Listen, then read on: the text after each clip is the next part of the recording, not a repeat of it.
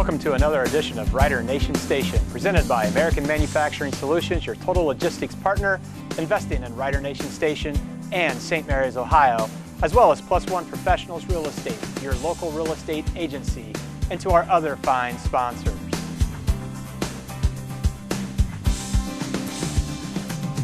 St. Mary's Memorial has produced a lot of very talented athletes throughout its storied interscholastic history.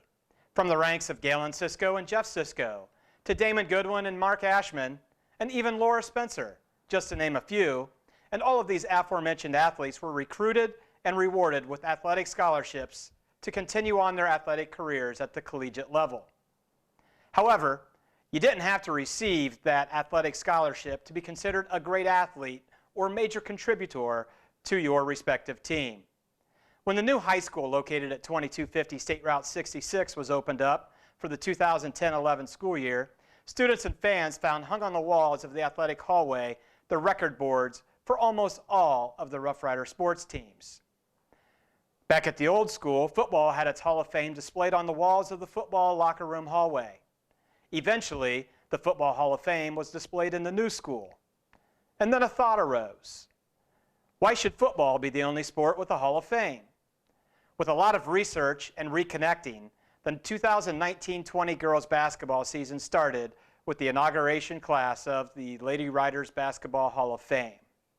To help explain what it took to bring this Hall of Fame to fruition and to also reflect on the memories of the inductees playing for the blue and gold, our Memorial High School teachers and former assistant basketball coaches, Mike and Kelly J. To the Jays, thanks so much for being here on Rider Nation Station to tell a story about the Lady Rider Hall of Fame. So first, how did the idea of creating the Hall of Fame for girls basketball come about? Well, first we have to kind of give a shout out to current head coach John Burke. He was the guy who came to us and said, I want to put this in, I want to get this done. And so when he did, he came to us because we for a long time been the keepers of the stats. And since we had all the records and everything, both girls and boys came to us and said, I want to put this in, I'm willing to finance it if you do the legwork. And so that's kind of how things came about. Again, definitely his idea, and a lot of thanks for him for stepping up to the plate to do this. I think he wanted something for the girls so that young kids could walk by Definitely. and look up there and see the accomplishments of some of the former players, and have something to shoot for themselves, as well as good recognition for the former players who have definitely earned it. So like any good administrator, he comes up with an idea. Yep. And says, okay, now I need the people in the trenches to make this happen. So did he give you any type of direction as to what the criteria should be to determine who makes it into the Hall of Fame? Or how did you guys settle upon that, and what actually is the criterion? Well, we kind of decided that we wanted something that would be Consistent. That from the beginning of girls basketball till now that has endured. District awards have changed through the years. Some of the All-Ohio awards have changed through the years, but the All-WBL award has always been there. So we thought first team WBL is kind of undeniably a great accomplishment. It would be a good place to start. It would be very objective to use that. So we stuck with first team WBL. So was it easy or was it difficult to find who met that criterion, and how much tracking did you have to do to uncover those first teamers? Some of the stuff was easy, some more difficult. I came here in '98, and so from '98 through 2000, and I can't remember last year I coached, I had all that stuff written down. And so that part was easy. Mm-hmm. Getting some of the other awards, I was kind of relying on the girls to provide those things, sometimes in their scrapbooks, things like that. Players prior to my arrival here, I was a little more reliant on them to provide things for me. some of the names I was familiar with, kind of knew who I was looking for, but some of the earlier ones, then it was heading towards yearbooks and other players to see, you know, whose names showed up in articles and things like that to track them down.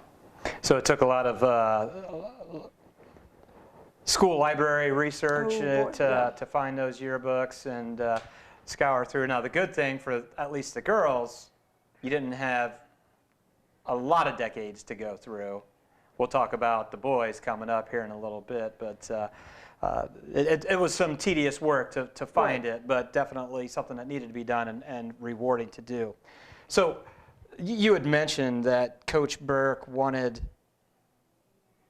younger girls and future players to see that board and to identify that these are the ones that are enshrined, that put the work in and made first team. Who came up with the vision of that beautiful board? I mean, it's a great looking board, and who did the vision and the graphics, and how did that all come about? I'm an information person.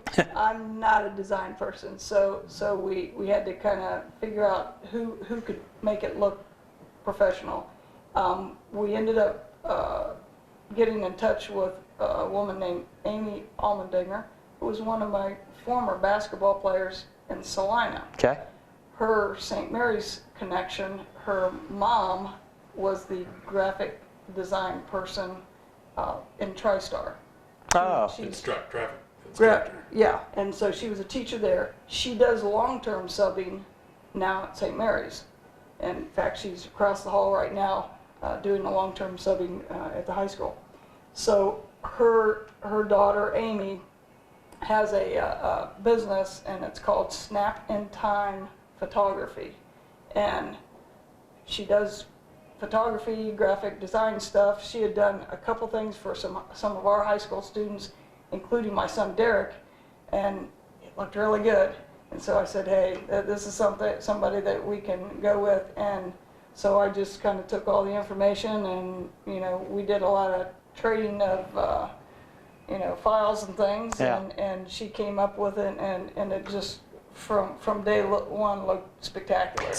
Exceeded our expectations. Yes, It's fantastic, and for those viewers, you're going to see it put on the screen now, but really would invite you to go to the gymnasium and look at it as you're entering on the east side of the gym. It's dynamite. I mean, it's second to none as far as Through graphics. coaching and scouting, I've been in most every gym in Northwest Ohio, and I hate to toot our school's horn, but it's as nice a Hall of Fame display as I've seen. Absolutely. And you can't rest on your laurels that you've got the Girls Hall of Fame done. You guys are working on the Boys Hall of Fame. We were in the cafeteria where the reception was for the Hall of Fame, and the night of the Hall of Fame induction in the cafeteria, and 3, maybe 4 different people came up and said, when are you doing the Boys? And I looked at my wife and thought, here we go. Yep. I said, we're going to, and I told them, I'll be glad to do it, but you guys have to raise the money. Mm-hmm. And 2 days later, I had a phone call, the money's here, it's done. Get to work. Get to work. And so we started the Boys. And I think the girls had 20 inductees. we went back to girls basketball started in the state of Ohio, OHSA sponsored, in the 75-76 season. So we didn't have to go back that far. That was pretty easy, and in some ways we said to each other, glad we did the girls first, because exactly it was easier. And plus, this is just one of those things, girls are really good about keeping scrapbooks. Yeah. Boys are not. So that part was easy. Boys started earlier, so we've got our work cut out for us. Perfect. And obviously we're not going to get into any names or anything at this point. We're going to have a future episode when we do the boys induction. But what's it been like so far doing the research? Obviously you've got some recent players, but how far back are you going? We have went all the way back to the late 40s. Our first first team WBL of the weekend identifies Dean Cook, who eventually plays at Ohio State, and just so happened to be my next door neighbor the last 6-7 years of his life. So he's the earliest one we could find, and 51. Graduated in class of 51, and from 51 to 2017, there have been 39 first team WBLers that we've found. 5 are deceased, but the other 34 we've all managed to find. Just 2 weeks ago, we found our last one in Hawaii. He's a retired colonel from the Air Force. We found him in a retirement home in Hawaii. You didn't tracked him down. You didn't get Coach Burke to finance the trip to do the interview out in Hawaii, did you? I would be glad to do in-person interview I anytime. hadn't even thought of that. That's a good idea. When should we expect the boys' induction to be in the?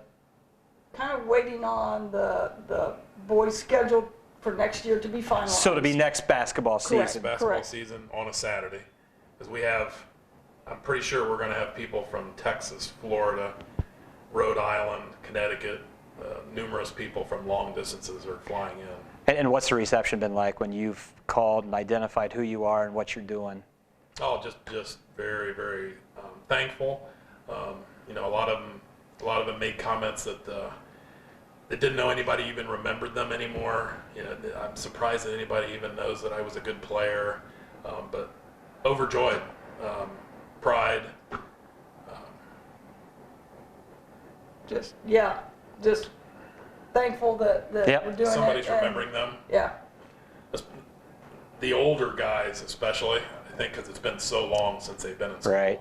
A lot of them haven't been back to St. Mary's in many, many years, haven't seen the new school, so they're very, I think, very excited. And that's one of our MOs here at Rider Nation Station, is to provide that nexus of somebody's traveled away from St. Mary's once they graduated from high school, and here's an easy connection for them back via the internet and YouTube to, hey, that's my hometown. And I have that internal hope that it makes them want to come back and visit too. So you guys are doing the same, and it's going to be an awesome experience for next basketball season.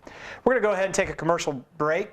We're going to come back with This Day in History, and then start the interviews of the girls that we were able to conduct the night of their Hall of Fame induction. This segment of tonight's broadcast has been brought to you by Minster Bank, helping people achieve financial success in support of the Rider Nation and the St. Mary's community. The Evening Leader, chronicling the history of St. Mary's for over 100 years. And like a good neighbor, Lori Yelton, your local State Farm agent, is there. Thank you to our fine sponsors for supporting Rider Nation Station. Please stop in to see these fine folks. Stay local the best you can. Tell them thanks for supporting Rider Nation Station. Mike and Kelly J are the guests, and they moved to St. Mary's in 1990. So we got into the Evening Leader of 1990, and I think I picked March 12th as the date for This Day in History. Front page, Molten Controversy Threatens Harmony. St. Mary's Board of Education rescinded a 22-year agreement established with Wapakoneta Board of Education when the Moulton School District closed its doors in 1968.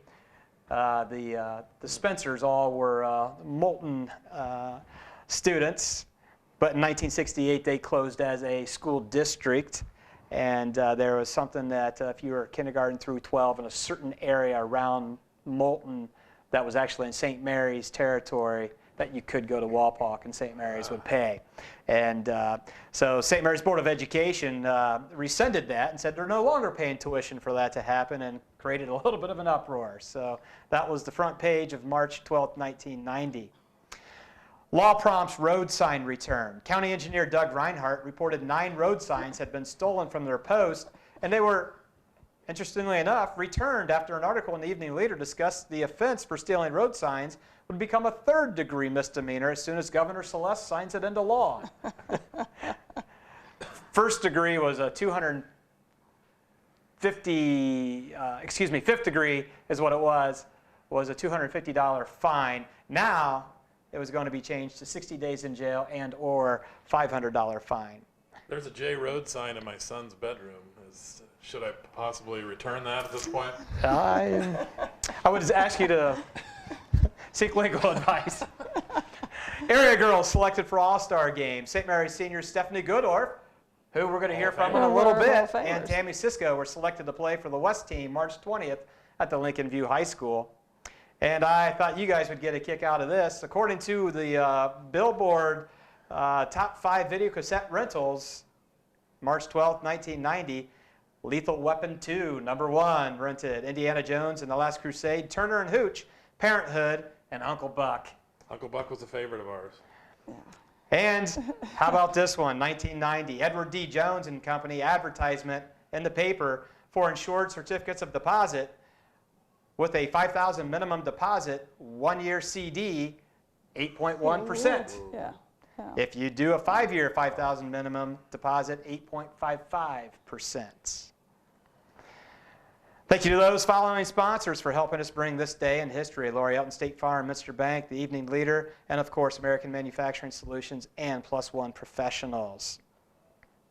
Alrighty, so I had the opportunity to conduct some interviews after the girls were inducted before the first home basketball game of the 2019-20 season.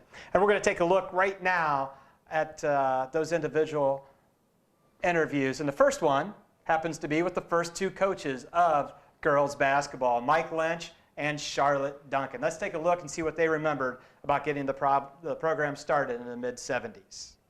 All righty, welcome back to Rider Nation Station. Tonight, we had the privilege of watching 20 gals get inducted into the Hall of Fame for St. Mary's Lady Rider basketball. But it all had to start first with a coach. And we have the first two coaches of Lady Rider basketball. We have Mike Lynch and Charlotte Duncan. Thank you for being here. Thank you for having us. So the first question, Mike, how did it come about that we're going to have Lady Riders basketball and that you became the first head coach of this program? So we're going back to, 1974, 75.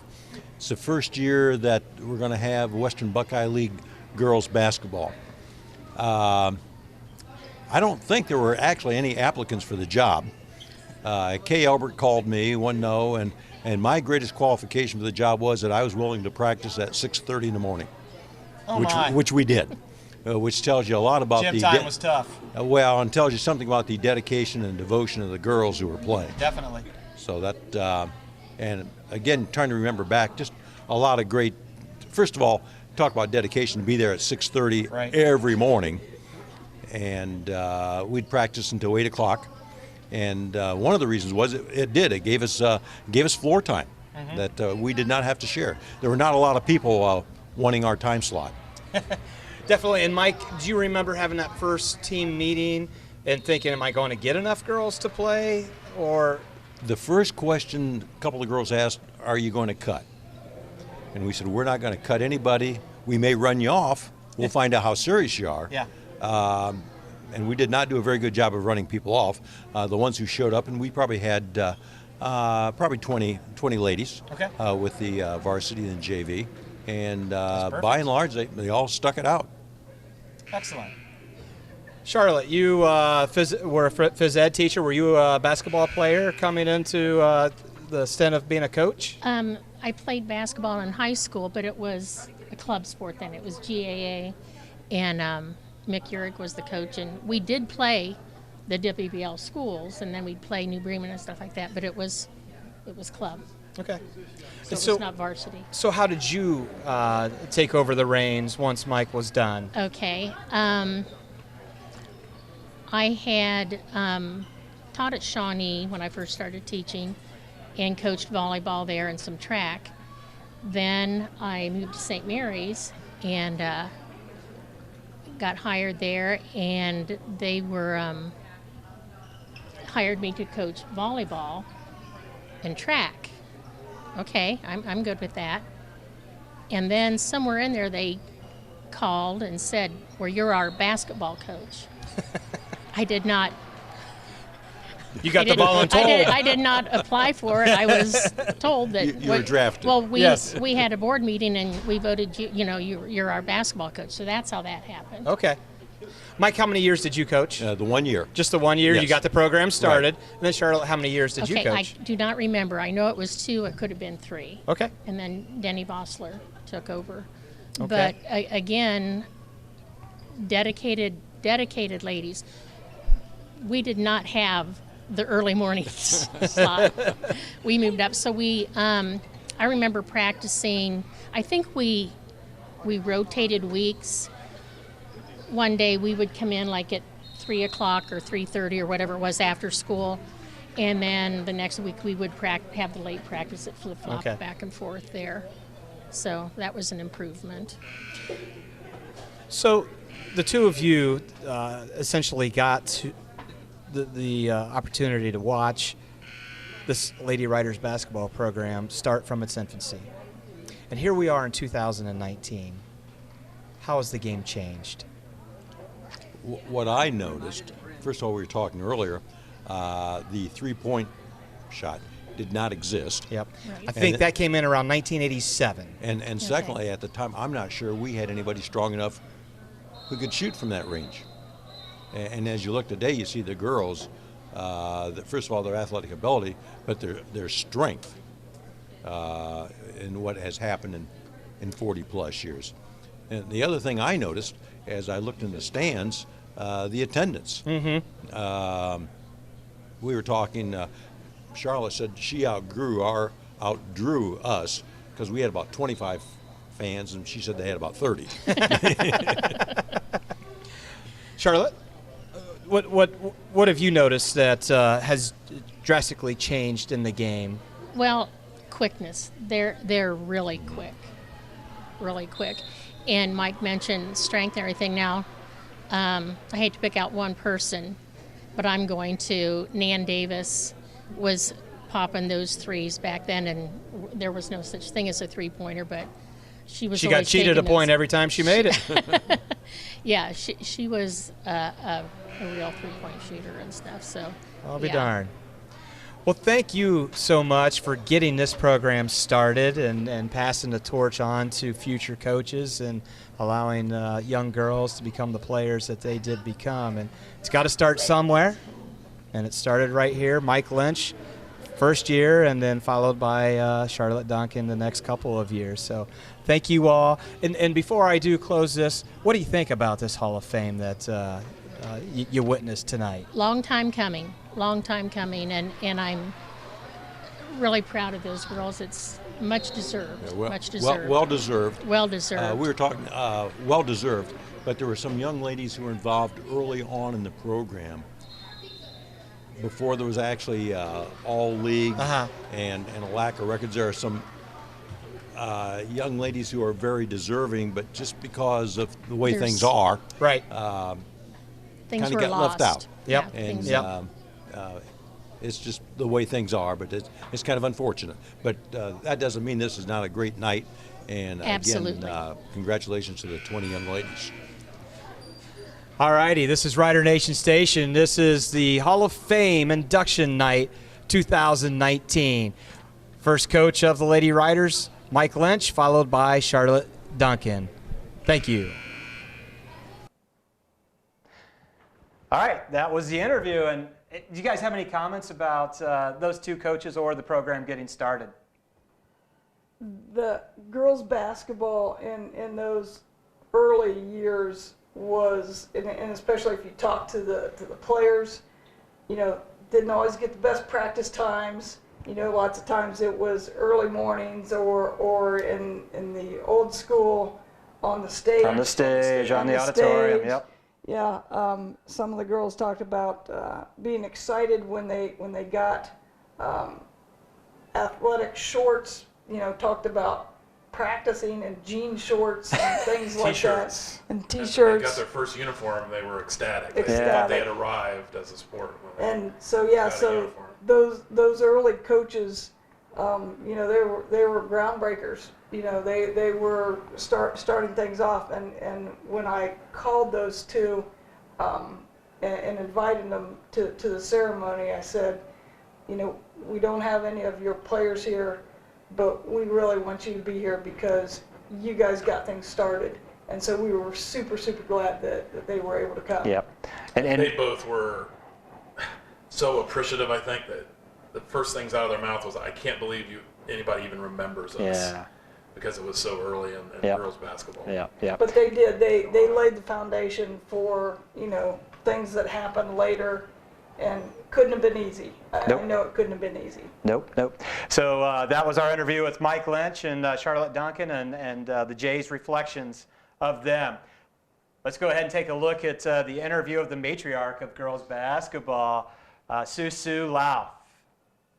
Welcome back to Rider Nation Station. With me tonight, Susu Lauth Grothause just got inducted into the Lady Riders Hall of Fame class, the inaugural Hall of Fame class. Thanks for being here. Thank you. Susu, first talk to us. What year did you graduate, and did you play anywhere collegiately after you graduated from Memorial High School? I graduated in '84 here, St. Mary's Memorial. Then I went on to Defiance College and played at Defiance College 4 years there basketball, and then also played 4 years softball at college too at Defiance. Ah, I did not know that you were a dual sport in college. Excellent. Coming back to basketball here at Memorial, what's a favorite memory that you had playing basketball, from practicing to coaching or anything? Gosh, that's been a long time ago. So I was talking to Kelly J right when I came in earlier, and I can remember with our coaches back then, we had, my coach was Denny Bossler and Chuck Hull. And we were at the old McBroom and going into a classroom. We really didn't have a locker room, so we were in a classroom. Actually, it was in, I think, Mr. Shelby's classroom and Mr. Hull's classroom. They shared, kind of. So it was halftime, and we weren't playing so well. So Mr. Bossler came in, had tape in his hand, and next thing I knew, it bounced off the front of the chalkboard and went all the way to the back of the chalkboard. So it wasn't a happy halftime performance there for us. So I kind of remember that as, I won't forget that memory of those guys. So. And that's an interesting little tidbit that you did not have your own locker room facilities, what you're saying. Yeah, we actually dressed in a classroom. We didn't have locker rooms really back then, and it was either use one of the restrooms, but mainly we went into a classroom and we had our, dress there, and that's where we went for halftime too. So we've evolved since 1984. Yes, and it's awesome what we have now. I mean, the places that we have for right now for the locker rooms for the kids, the players, visitor team, it's phenomenal. Yes, so I wish we would have had that back then in our days too. But yep. Well, you were the pioneer, so you had to live a little more primitively than what they do today. So you talked a little bit about Coach Vossler, and you mentioned Coach Chuck Hull. Do you have a favorite coach story? I can't remember back then. Not really. Can't think of one right now. So. Were they similar in their coaching philosophies? Kinda. We could always you always knew who the head boss was and who was the one that we could kind of go to, talk to as a head coach. The head coach has a lot on their plate and everything. We knew we could always go to talk to Chuck Hull because he kind of just relaxed us, and we know when Coach Vossler would talk to us that he meant business too, and so it was. Their philosophies were a little bit different, but as a head coach and assistant coaches, I mean that's why you have assistant coaches. Yep, kind of what you want. Yep. So. Yep. Perfect. So let's talk about putting on the uniform, lacing up those tennis shoes, and the balls being tipped up. What is one game that's in your mind that you'll never forget, and why? Oh boy. I remember when Leslie Simon played. Actually, at that year when she was playing with me, I think it was her sophomore year, and her and I were a duo. And she went down and sold the ball, went in for a layup, and she got undercut, and she blew out her knee. So that was something that her and I, we were best buddies in high school. We did a lot together. We were hoping to make a run in girls basketball the next 2 years with her and I. Yeah. But that was something that was unfortunately because she was also a good ball player too. Yep. So. Yep. And that's something that is never totally avoidable, no, is injuries and yep. how a team's going to overcome that adversity when you do lose a star player like that. I believe when we had the first two coaches of the program on, they said that it started in 1974.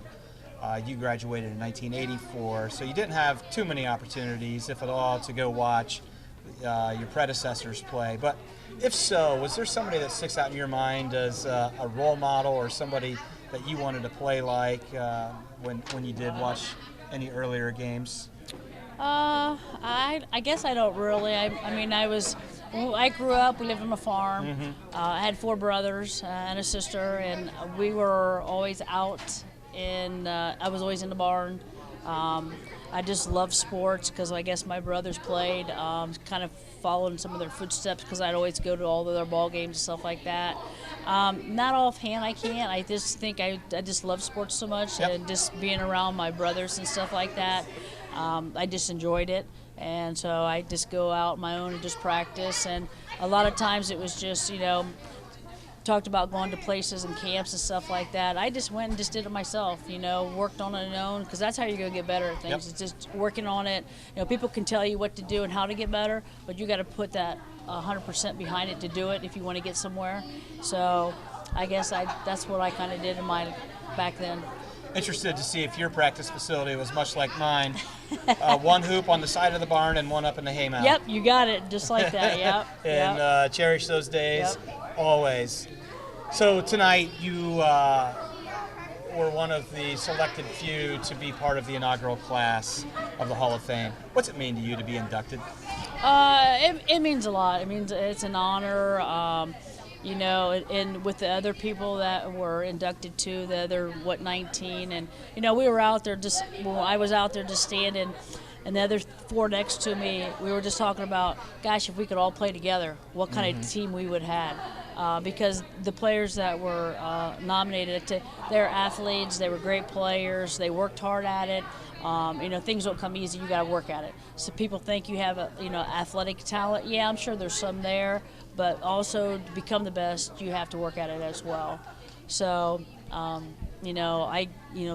that I got to be in this spot. So. Awesome. Last question for you, and I know that you have coached and been very successful in coaching, and this is kind of one of those questions. What advice would you pass on to our current lady riders and our future lady riders? Never to give up. Always give 110%. If somebody says you can't do something, just keep working at it. The more you work at it, the better you're going to get at things. And that's, somebody told me one time, you're not going to be able to do this. And I'm like, showed them wrong. Because you can do anything you want to if you put your mind to it. So, when I grew up and when I started playing basketball here, I played with the boys basketball. And we didn't have a three-point lane in either. So when I went on to college, they changed the basketball size, and I actually ended up doing a girls' basketball. But, I give advice just to go out and play hard and give 110% and do what your coaches tell you to do. Excellent. Thank you so much for being part of Rider Nation Station tonight, and congratulations for being selected. Thank you very much. I'd like to say one more thing, though, is I really appreciate what John Burke has done for this Hall of Fame, and I know Kelly J and Mike J. They've put a lot of work into this. They've spent a couple years going through this and trying to find the people who were WBL first team. So, without those guys, this couldn't have happened. So I really would like to thank them for everything that they've done for this program. Very well stated. Thank you so much, Susu. Appreciate it. All righty, you just saw Susu's interview. And I know that you guys weren't around while she was playing, but I think you've got some sort of connection with Susu in the college days. Yeah, Susu and I are the same age. I won't say how old, but we both played together in college. She was at Defiance when I was at Findlay, and Defiance and Findlay were rivals in both basketball and softball, and we both played both sports there. And so I had run-ins with Susu, and of course, with the name Susu, you remember that name. It's just a little unusual.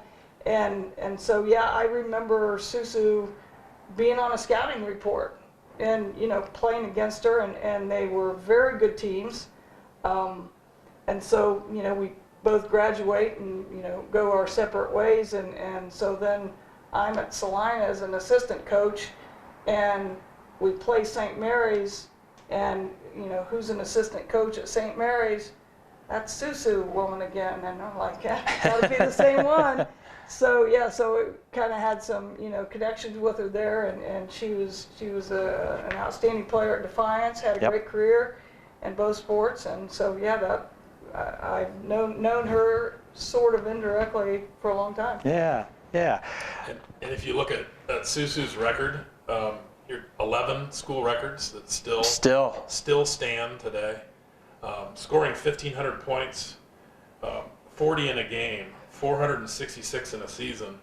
When girls basketball first started out, they were low-scoring affairs. I mean, I was in junior high and high school in those years, and they were low-scoring affairs, not very skilled, not a lot of points scored. Putting up those kind of numbers in that era, Especially she was well without ahead of her time. the three-point line. Without a three-point line. And I'll throw another one in there. When we played in high school, we used the boys' ball. Yep, and Susu alludes to that fact right there as well. And that's for a little while. Right, right. We'll go ahead and take a look at our next interviews. This night was a night of firsts, the first class, but then we also have the first mother-daughter duo in MaryAnn Burden, the pride of 1989, thank you very much, and her daughter, Erika Thornsberry. Let's take a look at their interview. Alrighty, welcome back to Rider Nation Station. Tonight we are here in celebrating the induction of the inaugural class of the Hall of Fame for Lady Riders Basketball. And this is a special interview here as we have the mother-daughter duo of the inaugural class that got inducted tonight. So I've got MaryAnn Burden Thornsberry along with her daughter Erika Thornsberry. Ladies, thanks for being here. Thank you. Real quick, tell us when you graduated and if you went on to play collegiately. I graduated in 1989, and I went to Northeastern Oklahoma A&M. And I graduated in 2011, and I played at Lipscomb University. Excellent. What was your favorite basketball moment, memory playing for the Rough Riders? Okay, so mine was playing with my sister Kathy, because she stole the ball and she was dribbling up the court, and she passed it to me, which was kind of unheard of because we didn't dribble and we really didn't pass. We got passed too, and we really didn't steal the ball much. So when she stole it, dribbled up the court, and she passed to me, and I scored. So that was actually a memorable moment. Excellent. And then it would have been neat to hear the PA announcer saying Thornsberry to Thornsberry for two. Yep. Erika? I would first say getting to play with my teammates that were my best friends, the coaches, and I got to play with my sister as well. The most memorable for me was not scoring the 1,000 points, but when I scored the point that passed my mom. That was very memorable to me because I was shooting for that since I was a freshman, and she was actually in the stands. So it was really fun to share that with her, and getting to, I guess be better or pass her was really cool. Do you remember that moment, Mom? Yes, because she did this to me. While she's running down the court, I thought, Erika, come on. What a great story. Let's move on to coaches. Tell us a favorite coach story that you have. Okay, so I do remember Mr. Scarpella always pushing us. I do remember him always having suckers in his mouth and always wearing shorts.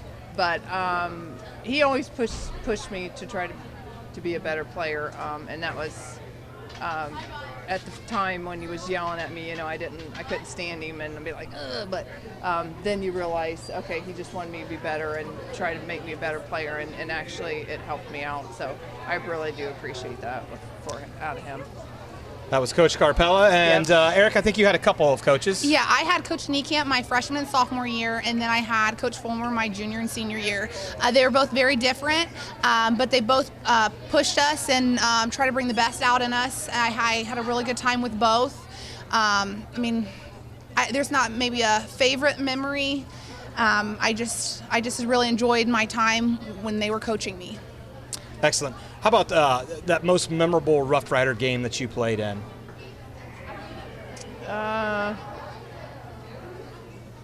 Mine was Eddie Lida, and I was going to break Coach Grothouse's point record.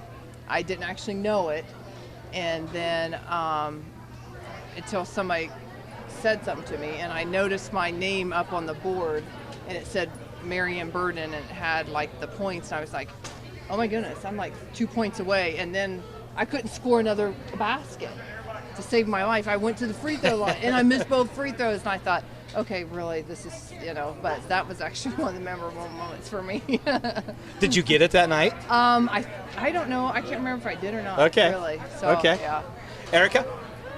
Mine probably would be when I was a senior. We were playing Bath at Bath. We won the game, and that kind of sealed the deal for us that we won WBL. And I remember coming together with my teammates and just celebrating and hugging at the end. But I'm pretty sure at halftime, I guess I don't remember the score, but I think we were down. Probably a good amount. And then we came back and we ended up winning on like a couple second shot. But that's really cool. It's kind of cool to beat Bath too, because a lot of people in St. Mary's kind of have it out for Bath after, one of the tournament games. So it was really cool to, I guess, get that little knife in there and seal the deal. Yep, I remember that tournament game. And that was it became a long time rivalry game in girls basketball with St. Mary's versus Bath, and there were some knockdown, drag out basketball games there. Who was your favorite Rough Rider basketball player when you were a little girl? Well, I kind of idolized Coach Grothause, and when I would go by in the old gym, the cafeteria, they had the plaque in that trophy case, and I told myself and other people there's someday I'm gonna have my picture in there. So that's kind of who I idolized. But. And Erika? My mom and dad used to bring me in the old high school, and my dad actually used to take me by the Hall of Fame, and he'd always point to, there's your mom, there's your mom. So that was always a goal of mine to, shoot and be right beside my mom one day in the Hall of Fame. So it was probably her, and it was really cool tonight getting to stand alongside the athletes. I remember when I was in Little Riders, Liz Krugh, Krissy Haines, Haley Fannin, they were, like the superstars there. Right. So those girls. Yep. And what a special night for all the girls, but the two of you have to be on cloud nine to be inducted at the same time. What an awesome feat right there. And what does it mean to be inducted into the Hall of Fame? For me, it's humbling. I think it's humbling, like all the great athletes that are out there. They're very special. Each one had their own very special talent. And it was very humbling to have all that many good basketball players come from this school. So. Definitely so. And Erika? Yeah, I'll agree with my mom. It was a very humbling experience to be surrounded by such great athletes. And then also, I feel very appreciative because there was a lot of people that have poured into my life over the years back in elementary school that have always pushed us and, gave up a lot of their time just to be on the court with us, to get us, I guess, to that moment in our life. That's great to hear. Last question for the two of you. What advice do you have for current Lady Rider basketball players and or future Lady Rider basketball players? My advice would be to keep working hard, don't give up. You just got to keep at it, and if the coaches are on you, it's because they're trying to make you better, not, just be picking on you. They're trying to make you better athletes. So you got to take their coaching style and their little bit of criticism, right, and trying to make you better. So just keep plugging away at it. Excellent advice. And Erika? Definitely work hard. Like my mom said too, the coaches will yell at you when you're in the heat of the moment. You hate the running and you hate getting yelled at, but it all pays out in the end. And then of course have fun, because one day you will look back on it and you'll miss it. So have fun and work hard. Excellent. Well, thank you, ladies, so much for being part of Rider Nation Station. Congratulations to the two of you for your induction into the inaugural Hall of Fame class. Thank you.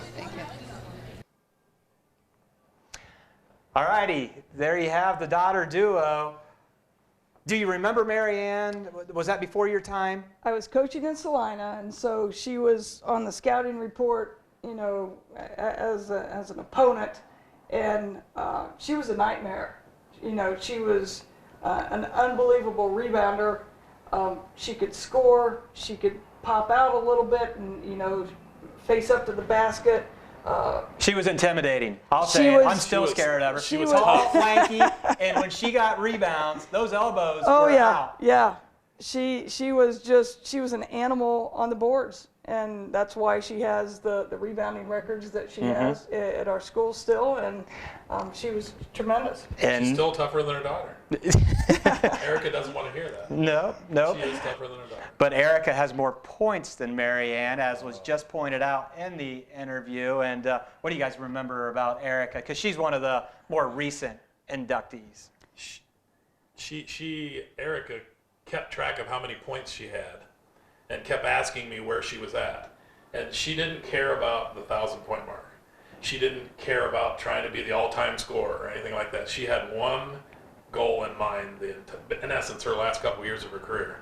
Beat Mom. Getting more points than Mom. Yep. Most kids want to get that 1,000 points. That's their ultimate goal. But Erika, it was all about, I've got to get at least one more point than Mom. And I remember, as we just saw, MaryAnn, do you remember that night? Yep, and she pointed to me, and I said, just play. Yeah. So MaryAnn Burden, Erika Thornsberry, and Erika goes to play at Lipscomb. Nashville, Tennessee. Yeah.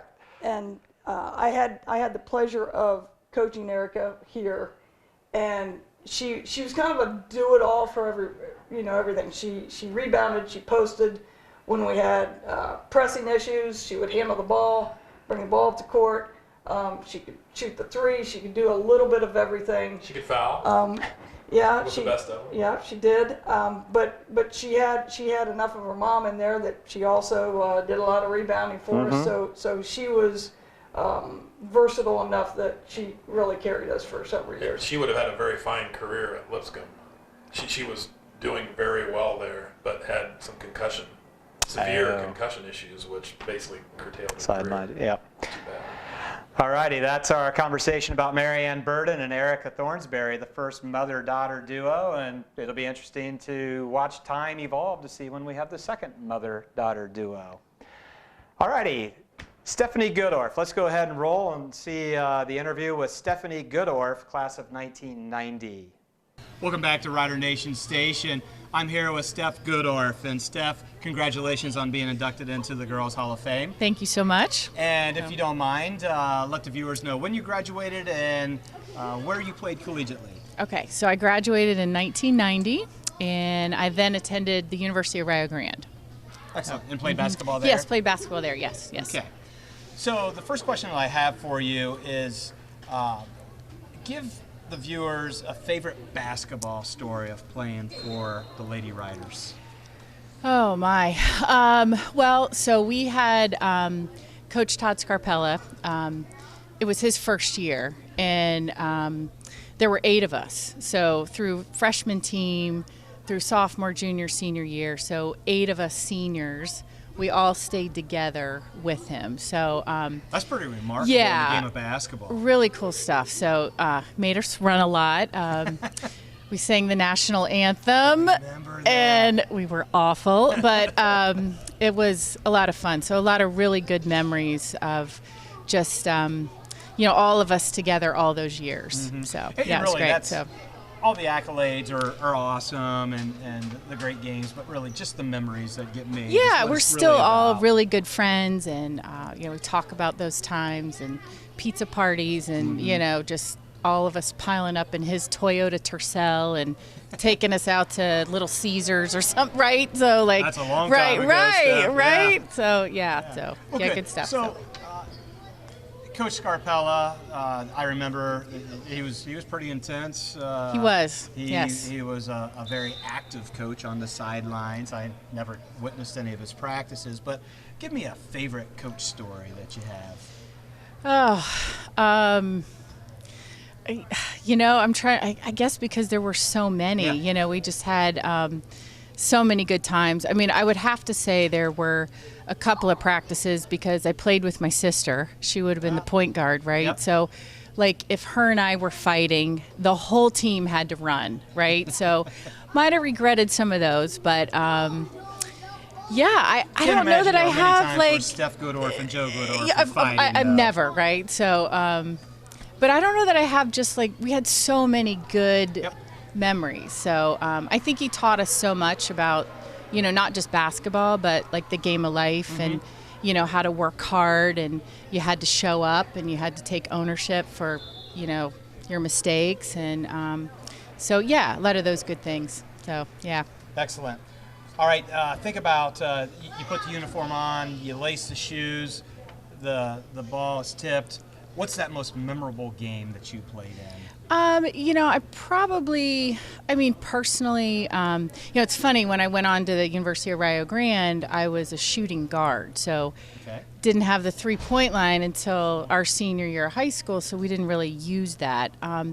So when I went to Rio, then I was shooting threes all the time, right? So, but you know, probably most memorable game played at Ottawa Glandorf. It was an away game. I think I had 30 points. Nice. You know, so it was, you know, maybe some of that personal stuff, but you know, just as a team, I mean, just we had so many good moments. So yeah, but I'd have to say, you know, you probably don't forget that game, right? That you score your career high. Exactly. So, yeah, I remember when I scored 5. Yeah, as well. Yeah.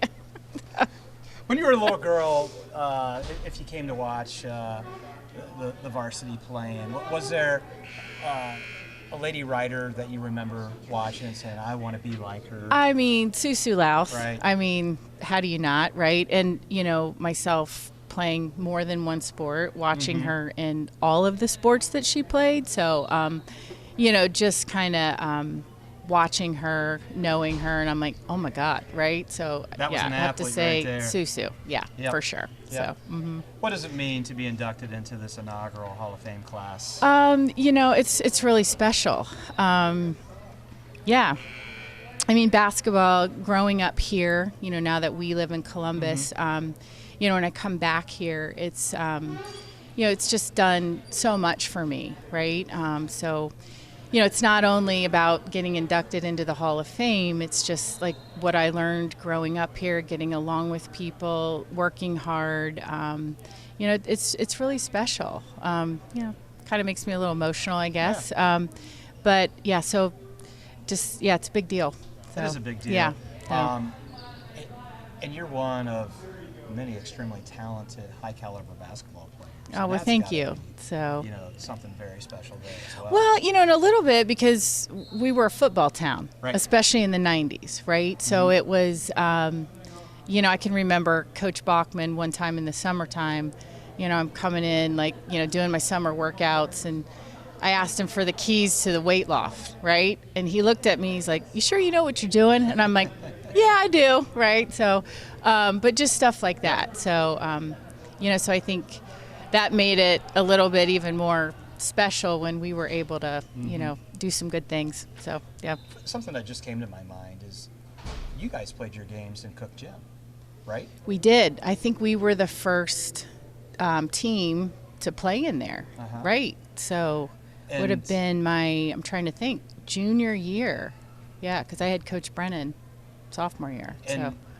not quite like what the girls are playing in as we're doing this interview right now, but that was kind of the designated girls' gym, and maybe I think there was even a little incentive. Hopefully we get to grow out of this gym and go to McBroom Gymnasium. Right, yeah. Which eventually happened. Right, okay, yeah. Yep. That's great. Yep. So. Last question for you is, what advice do you have to our current Lady Rider basketball players and our future Lady Rider basketball players? I would say enjoy every moment. You know, try to be present. You know, yeah, it's hard to run and practice like that and be pushed like that. But I would say just really, you know, soak it up, enjoy it, and of course work hard, play hard. But just, yeah, so be present. Yeah. So. Excellent. Well, Steph Gudorf, ladies and gentlemen, thank you so much for being here with Thank Rider you. Nation Station. Thank you. Congratulations to being inducted into the inaugural Hall of Fame class. Thank you. You are welcome. Stephanie Gudorf, do you remember her at all as a player? Again, she was another person that appeared on the scouting report when I was across the lake coaching, and Stephanie was one of those very versatile athletes. She had not as much of a 3 game. She was a little more mid-range. She could drive a little. She could post a little. She was just a really versatile player. Steph went on to Rio, where she had 1,000-point scorer. Had a 1,000-point scorer. First team all league, first team all district. And she did the 1,000 points in 3 years. Wow. Left school her senior year to go to chiropractic school. And she got accepted there and decided to end her basketball career. And so, you know, you look at the numbers that she put up. That's pretty impressive. I didn't know that aspect. Yeah, it's pretty impressive to do that. And yeah, when I talked to the people at Rio, they were immediately, oh yeah, she was a player. They knew that name immediately. Yep. Well, good. So that's our conversation about Stephanie Gudorf. Let's go ahead and take a look at the interview with this gal who was so pleased to be on video being interviewed, Miss Connie Hamberg.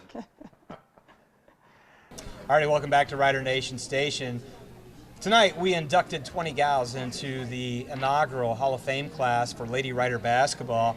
And with me now is Connie Hamberg. And Connie, let the viewers know when you graduated and where you played collegiately, please. I graduated in 1994 and I played at Xavier University in Cincinnati. Excellent. First thing I'm going to ask you is give us your favorite basketball memory that you have playing for the Lady Riders. It'd probably have to be when we won the WBL for the first time in school history up at Shawnee. So that and probably making it to regional finals. Even though it ended up with a loss, it was still, I think, the furthest the girls have ever gone in tournament play. Excellent, excellent. So you played for Coach Todd Scarpella, and what memories do you have of Coach Scarpella?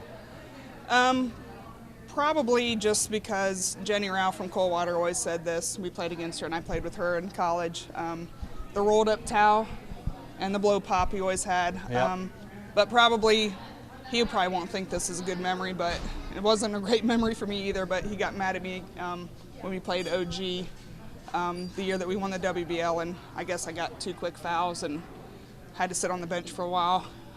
Ended up going down and sitting beside Sue Lauth, so we had a nice conversation about that tonight too. You had to ride a little pine time because of some foul issues.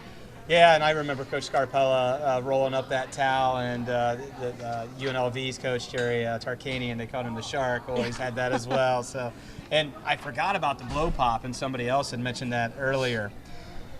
What's the most memorable game you played in for the Lady Riders? Oh, man.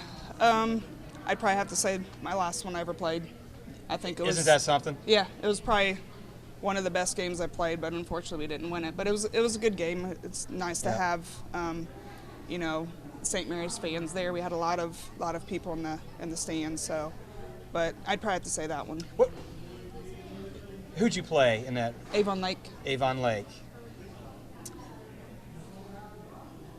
So when your mom and dad were bringing you to McBroom Gymnasium, Cook Gym, to watch Lady Rider basketball, you're a youngster.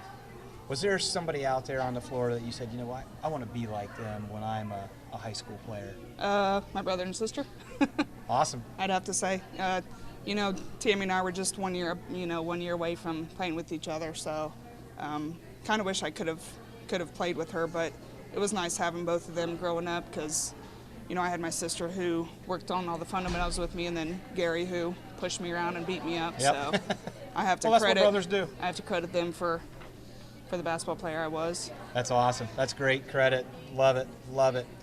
So you got inducted tonight. First class ever. You look at all the talent that's out there. You're part of that. What's that mean to you? When Kelly J started asking for, you know, all the information, my first thought was it's about time. Yeah. It's nice to be recognized, and very appreciative of Coach Burke and the Jays for putting it all together, and just appreciative. Yeah, it wasn't any simple task to put No. this all together and go back and find the records, some that don't exist, Yeah. and Being a make coach, it happen. Being a coach, I know how it is to try and have those stats and keep up with them. So it takes a lot. Yep. But it's got to start some point, Yes. and they made it start Yes. with the induction ceremony tonight. Final question for you, Connie. What advice do you have for our current Lady Rider basketball players and our future Lady Rider basketball players? I would say just to continue having fun playing the game, continue to work hard, give everything you got. For Lauren Cisco out there trying to make me laugh right now, who's a senior right now, just enjoy her. You know, just enjoy your time that you've got on the court, because at some point it's going to end, and Yep. you're going to be like me and not have much, cartilage left in your ankles, not much you can still do. So I just to enjoy the time. Excellent. Well, Connie, thank you so much for being here with Rider Nation Station, and congratulations on being inducted into the Hall of Fame class. Thank you. What do you remember about Connie? Well, Connie was played with Nikki for 3 of the 4 years, 3 or 4 years. 3 of the 4. And it was such a tough duo to defend. Mm-hmm. You know, you had Nikki doing ball handling, Connie defending, rebounding, running the break, getting passes from Nikki, and finishing. She was a really good finisher. She, again, a very versatile player who had size, and so she was a very difficult person to defend. Took her game down to Xavier, and again another player who had a tremendous college career. Mm-hmm. Multi-year starter, 1,000-point scorer, well decorated. And you mentioned that dynamic duo of Connie and Nikki.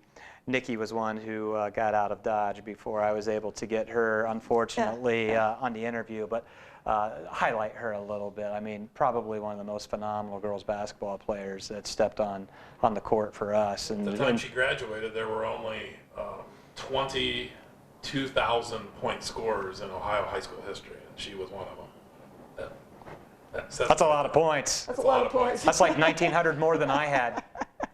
She averaged 20 points a game as a freshman. That's impressive. Yeah. All 4 years, 20 points a game. And that gal could handle a ball. She could. We said it with in her ease introduction. and elegance. She could do it all. Yeah. Yep. She's both of us, I think, agree. In the 30 years we've been here, she's clearly the best player in the Western Buckeye League. And we've talked to people from other schools, coaches, who say the same thing. Nikki's the best they saw in our league. And she was rewarded with a scholarship to South Carolina. Right. And had a very successful career there. Try out with the WNBA. That is correct. Formative years. Yes. All righty. So Connie Hamberg and threw in Nikki Myers a little bit into that conversation. Katie Lhamon. Let's go ahead and take a look at our interview with Katie Lhamon.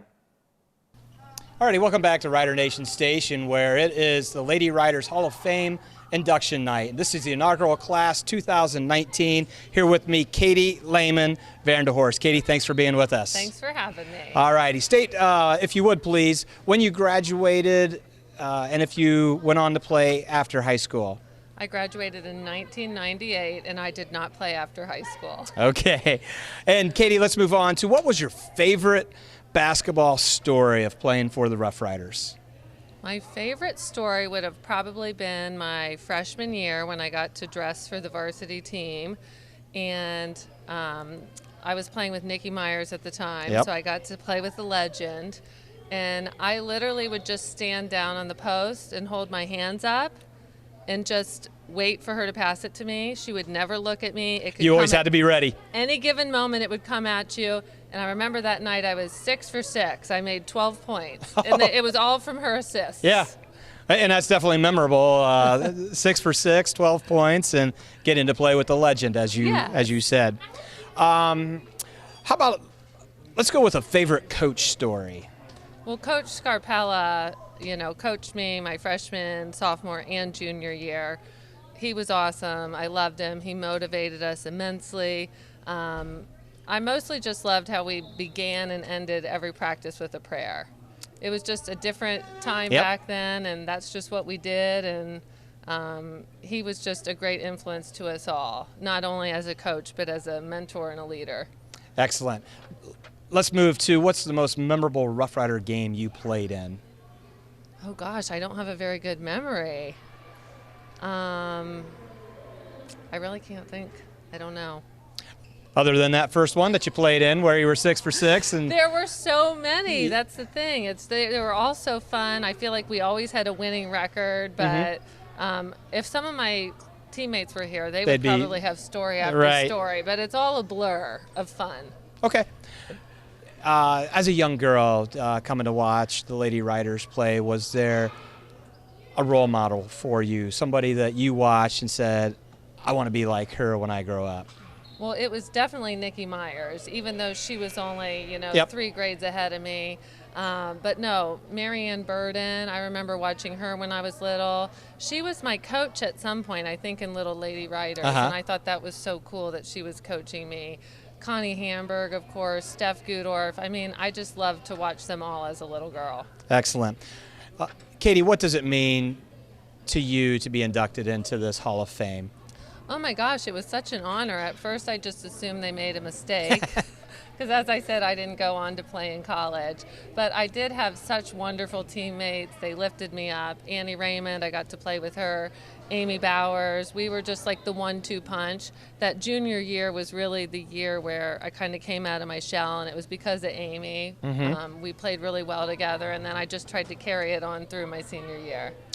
Excellent. And the last question that I have for you is, what advice do you have for our current Lady Rider basketball players and or future Lady Rider basketball players? It's really, for me, it was all about just practicing and being really dedicated. One year they did like 10,000 shot club during the summer, and I shot 10,000 shots. That was the summer before my junior year when I really came out of my shell. That made all the difference in the world. And just being the running Lady Riders, that fast-paced offense, playing really hard, scrappy, you just have to give it your full effort all the time, and it makes all the difference. Excellent. Well, Katie, thank you so much for being here with Rider Nation Station. Congratulations to you for being inducted as one of the first 20 in the inaugural Hall of Fame, and good luck to you and all that you do in the future. Thank you so much. Thank you. All righty, we're back. And I think, were you coaching when St. Mary's when Katie was playing? I think I was here for Katie's senior year only. Okay. It's right when I arrived here. So caught her kind of in that coaching transition period. And Katie was another very versatile player for us. She could shoot, she could drive. She rebounded well. She was just versatile in everything that she did. Good team leader, just a positive influence, and loved the game of basketball. And you can't ask for any more than that right there. Let's go ahead and talk a very unique player that comes to St. Mary's, her senior year. Junior year. And a very good basketball player, and we'll take a listen to her interview right now and come back with your assessment of Rachel Dedrick. Alrighty, we're back with Rider Nation Station. We just had the Lady Riders Girls Basketball Hall of Fame induction, the inaugural class, and here I am with Rachel Dedrick. Rachel, thanks for being with us. Thank you very much. All right, Rachel, talk to us a little bit. Just give us the easy answers. When did you graduate, and what honors did you have?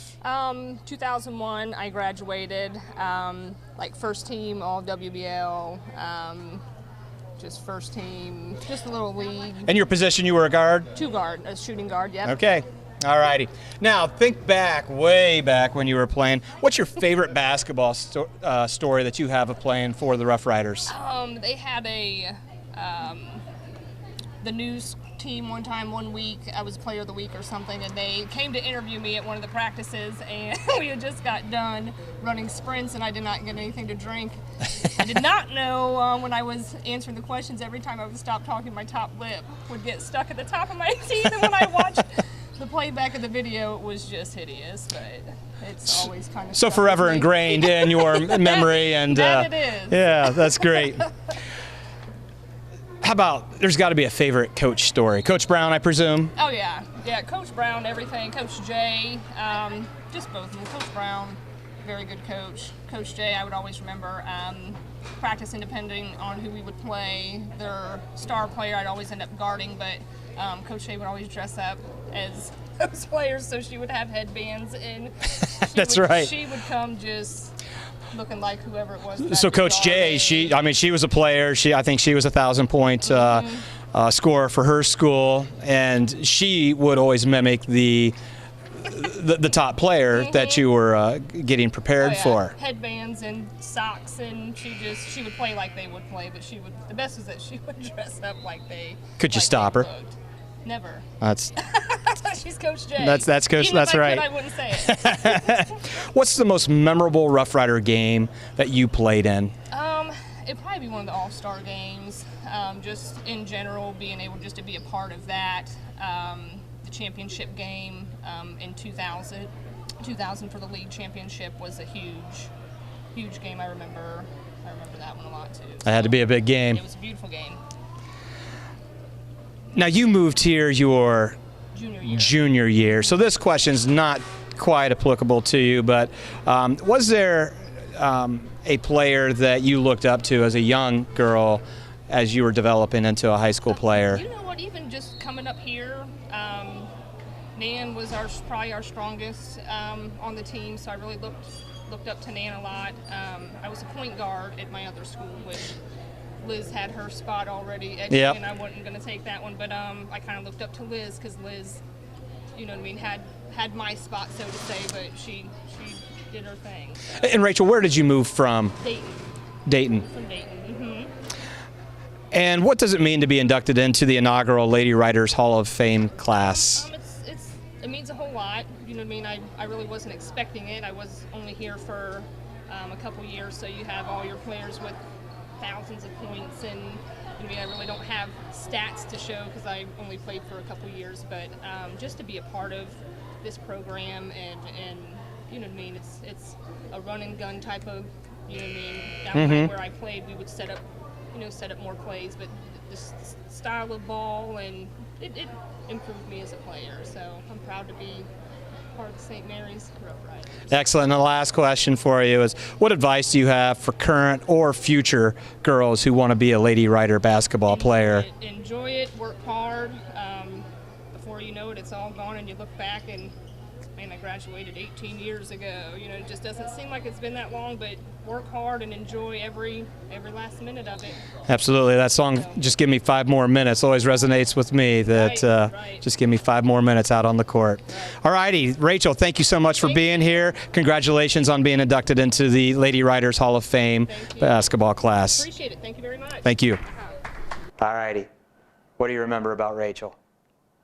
I wish Rachel would have been here for 4 years, because she came in her junior year and was just an immediate impact.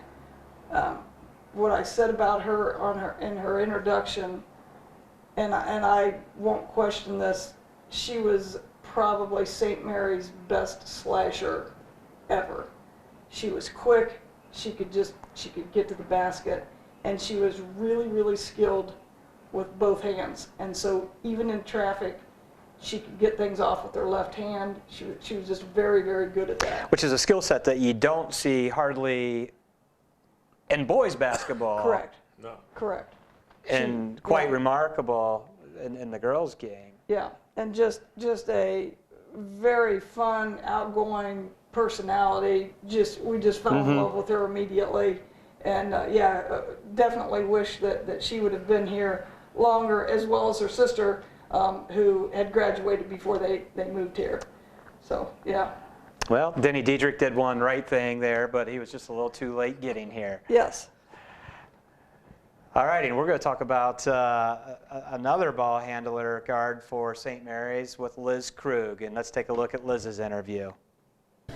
Welcome back to Rider Nation Station. It's Hall of Fame night, the inaugural induction of the Lady Riders 2019, and with me is Liz Krugh Hinker. Hi. Liz, thanks for being here. Thanks for having me. So first off, I want you to tell the viewers when you graduated and if you did play collegiately. I graduated in 2002, and I played 1 year at Capital University. Excellent. What's your favorite basketball story of playing for St. Mary's Memorial? Oh, my favorite story? Well, you know,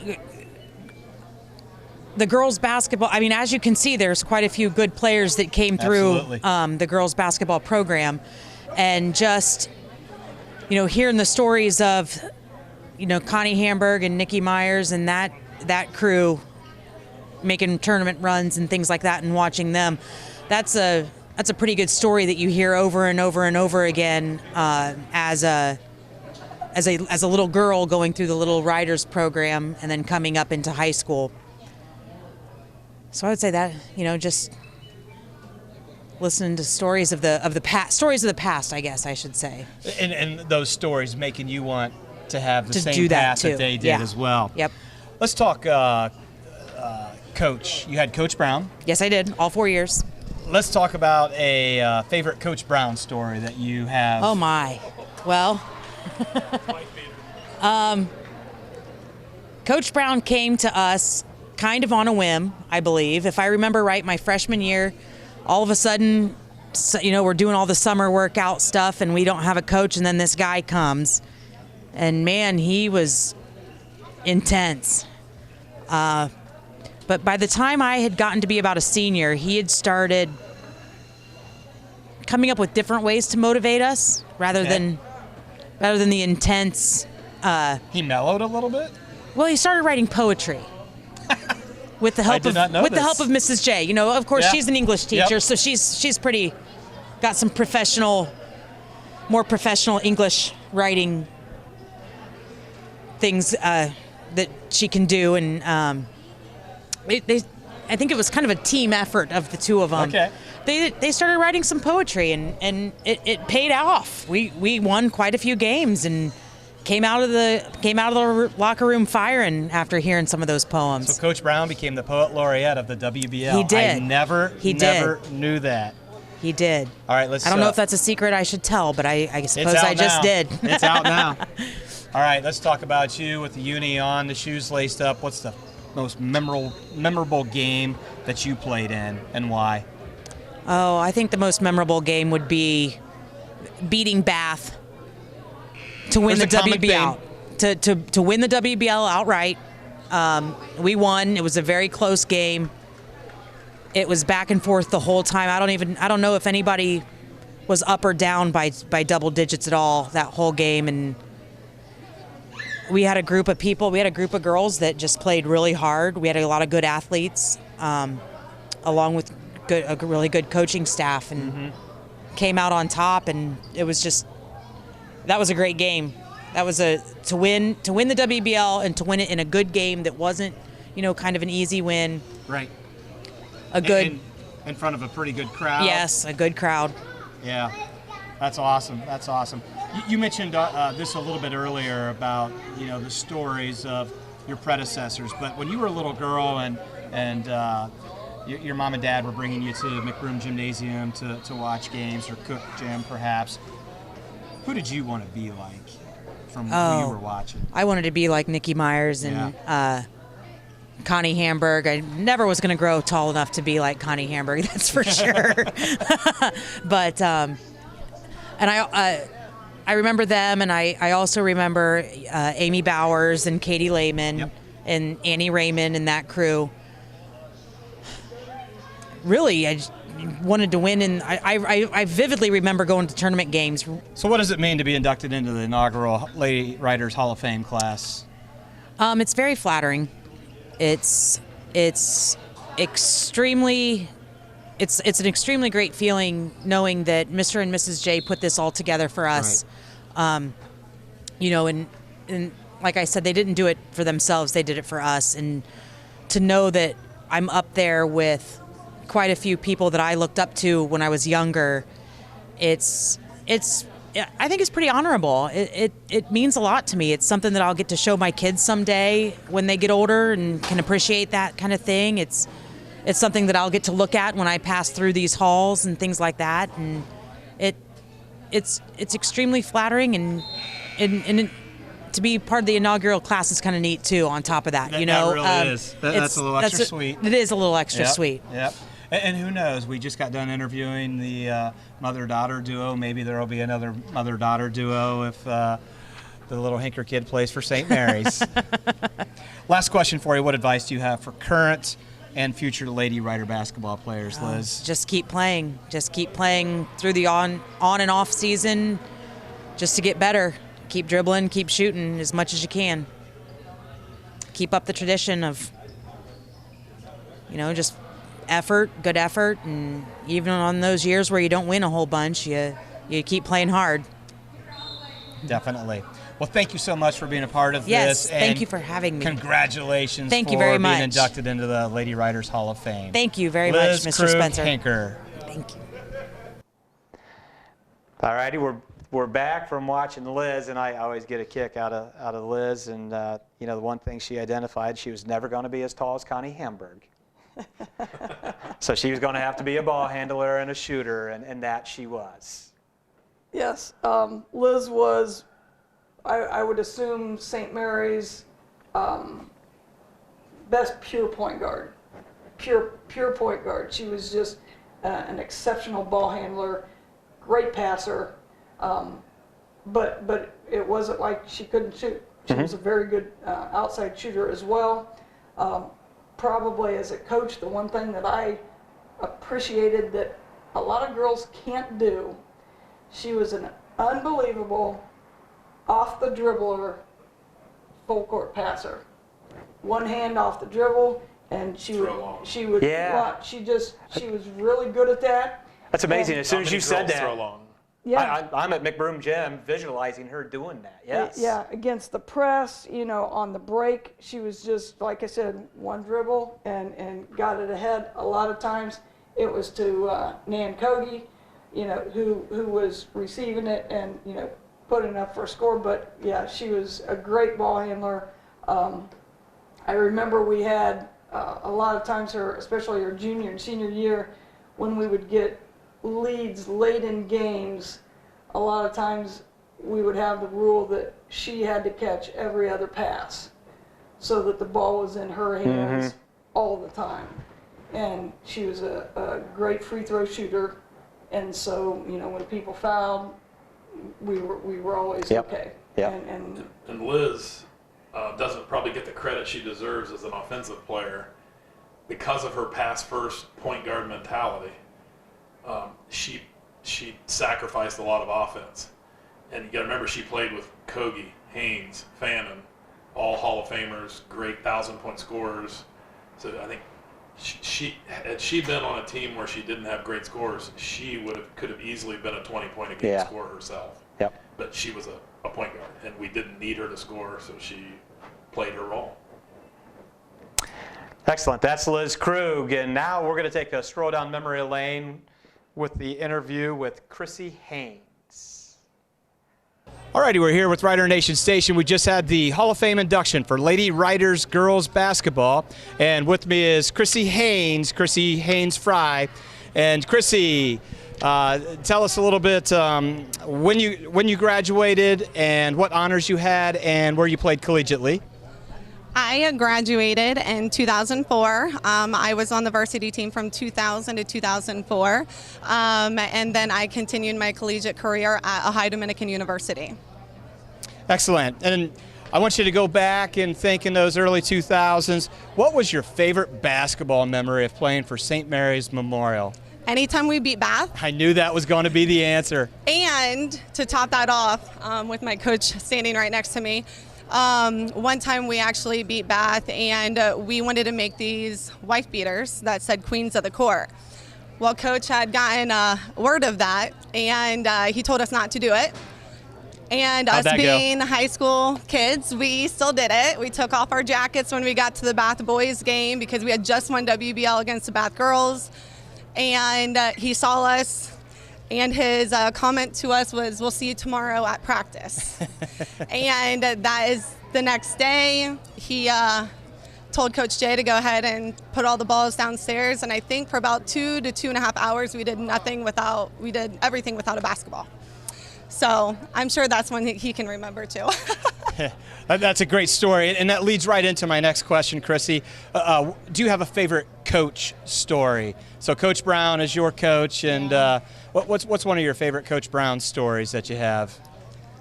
I mean, there's lots to pick from, but honestly, just his way of coaching, and I don't think that there's a favorite, to be completely honest. Okay. I think that throughout that 4 years, he developed us not only on the court, but off the court, and he really taught us leadership skills, and everything that I learned back then, I still am doing to this day. And being a coach now, you know, you find yourself saying the certain things that Coach Brown used to say. So I would say that, you know, there's no favorite memory. It's just every single day we learn something new, and that's what the best part about it was.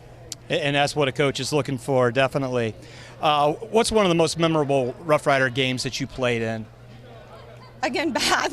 Anything Bath? Yeah, we won WBL against Bath, and we were literally on the bottom of like the whole pile. We had, in the old school, usually for the boys' games, they pull out the big bleachers for the students, and we had that whole gym filled. And for a girls' sport, and to have a whole gym filled was one of the coolest atmospheres ever. And then winning that game and winning WBL was just a cherry on top. And it was, I remember it vividly, a very raucous crowd. It was very packed, and it was neat, as you said. This was for a girls' basketball game, as it should be every time. Yeah. But, you know, it was a high-action game, and everybody was excited to see what the outcome was going to be.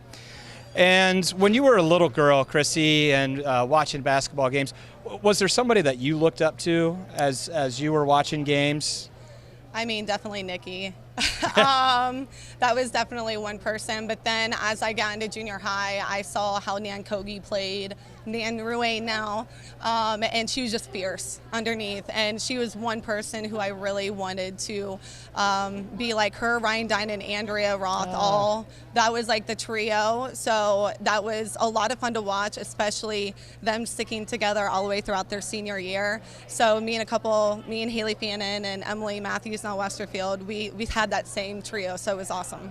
That is awesome. What does it mean to be inducted into the inaugural class of Lady Rider girls basketball? It's very humbling, I would say, you know, but I think that even the younger generations now have to understand that I wouldn't be sitting here right now if it weren't for our team. And everybody had a role on the team, and because everybody fulfilled that role, we had successful seasons. And you know, and I'm now highlighted, but that is only because of my team. But I'm very honored to receive this. Excellent. And last question for you, and you do perfect segues for me. What advice would you have for current and future Lady Rider basketball players? Be coachable and work hard even outside of practice. I was always in the gym. Even after practice, I would go home and I would eat dinner and then come back to the gym. And even after volleyball, I was running basketball suicides. Our volleyball suicides are our basketball suicides. So it's constantly working hard, being coachable, and then just being hungry for that next game. All righty, Krissy, thank you so much. Congratulations for your induction into the inaugural class 2019 Lady Riders basketball. Thanks so much. Well, you just saw Krissy's interview there. Every time I think of Krissy playing basketball, I think of the Bath St. Mary's games. I don't know why that's what always conjures up in my mind, but those were some battles. Yeah. And Krissy was an integral part of St. Mary's success during those years. Krissy has fire, and she's the person that is not going to let your team lose. She just says, hop on my back. Yep. let me carry you. And she did. She carried us to a lot of wins. Driving, shooting, rebounding, defending. You know, she was always given the toughest person to defend, and she relished that role as well. And of course, the Bath fans hated her for it. And there was quite a few Barbie chants to Krissy, and I think she relished. Yes. She relished, and yeah. And those were in some packed contests. Yeah. I mean, the gym was full and full of electricity. I mean, those were like tournament caliber, big time games right there. Yeah. Especially when they came down. It seems like they were maybe toward the latter part of the season when they were playing. They were on the schedule late at that time, so we were always running into them late. One of my favorite memories of Krissy, and it was actually the week before we played Bath, and we played Elida, and Krissy had turned her ankle, a very bad ankle sprain, and so she spent the whole week ice bucket heat during practice, and weren't sure that she was going to be able to play.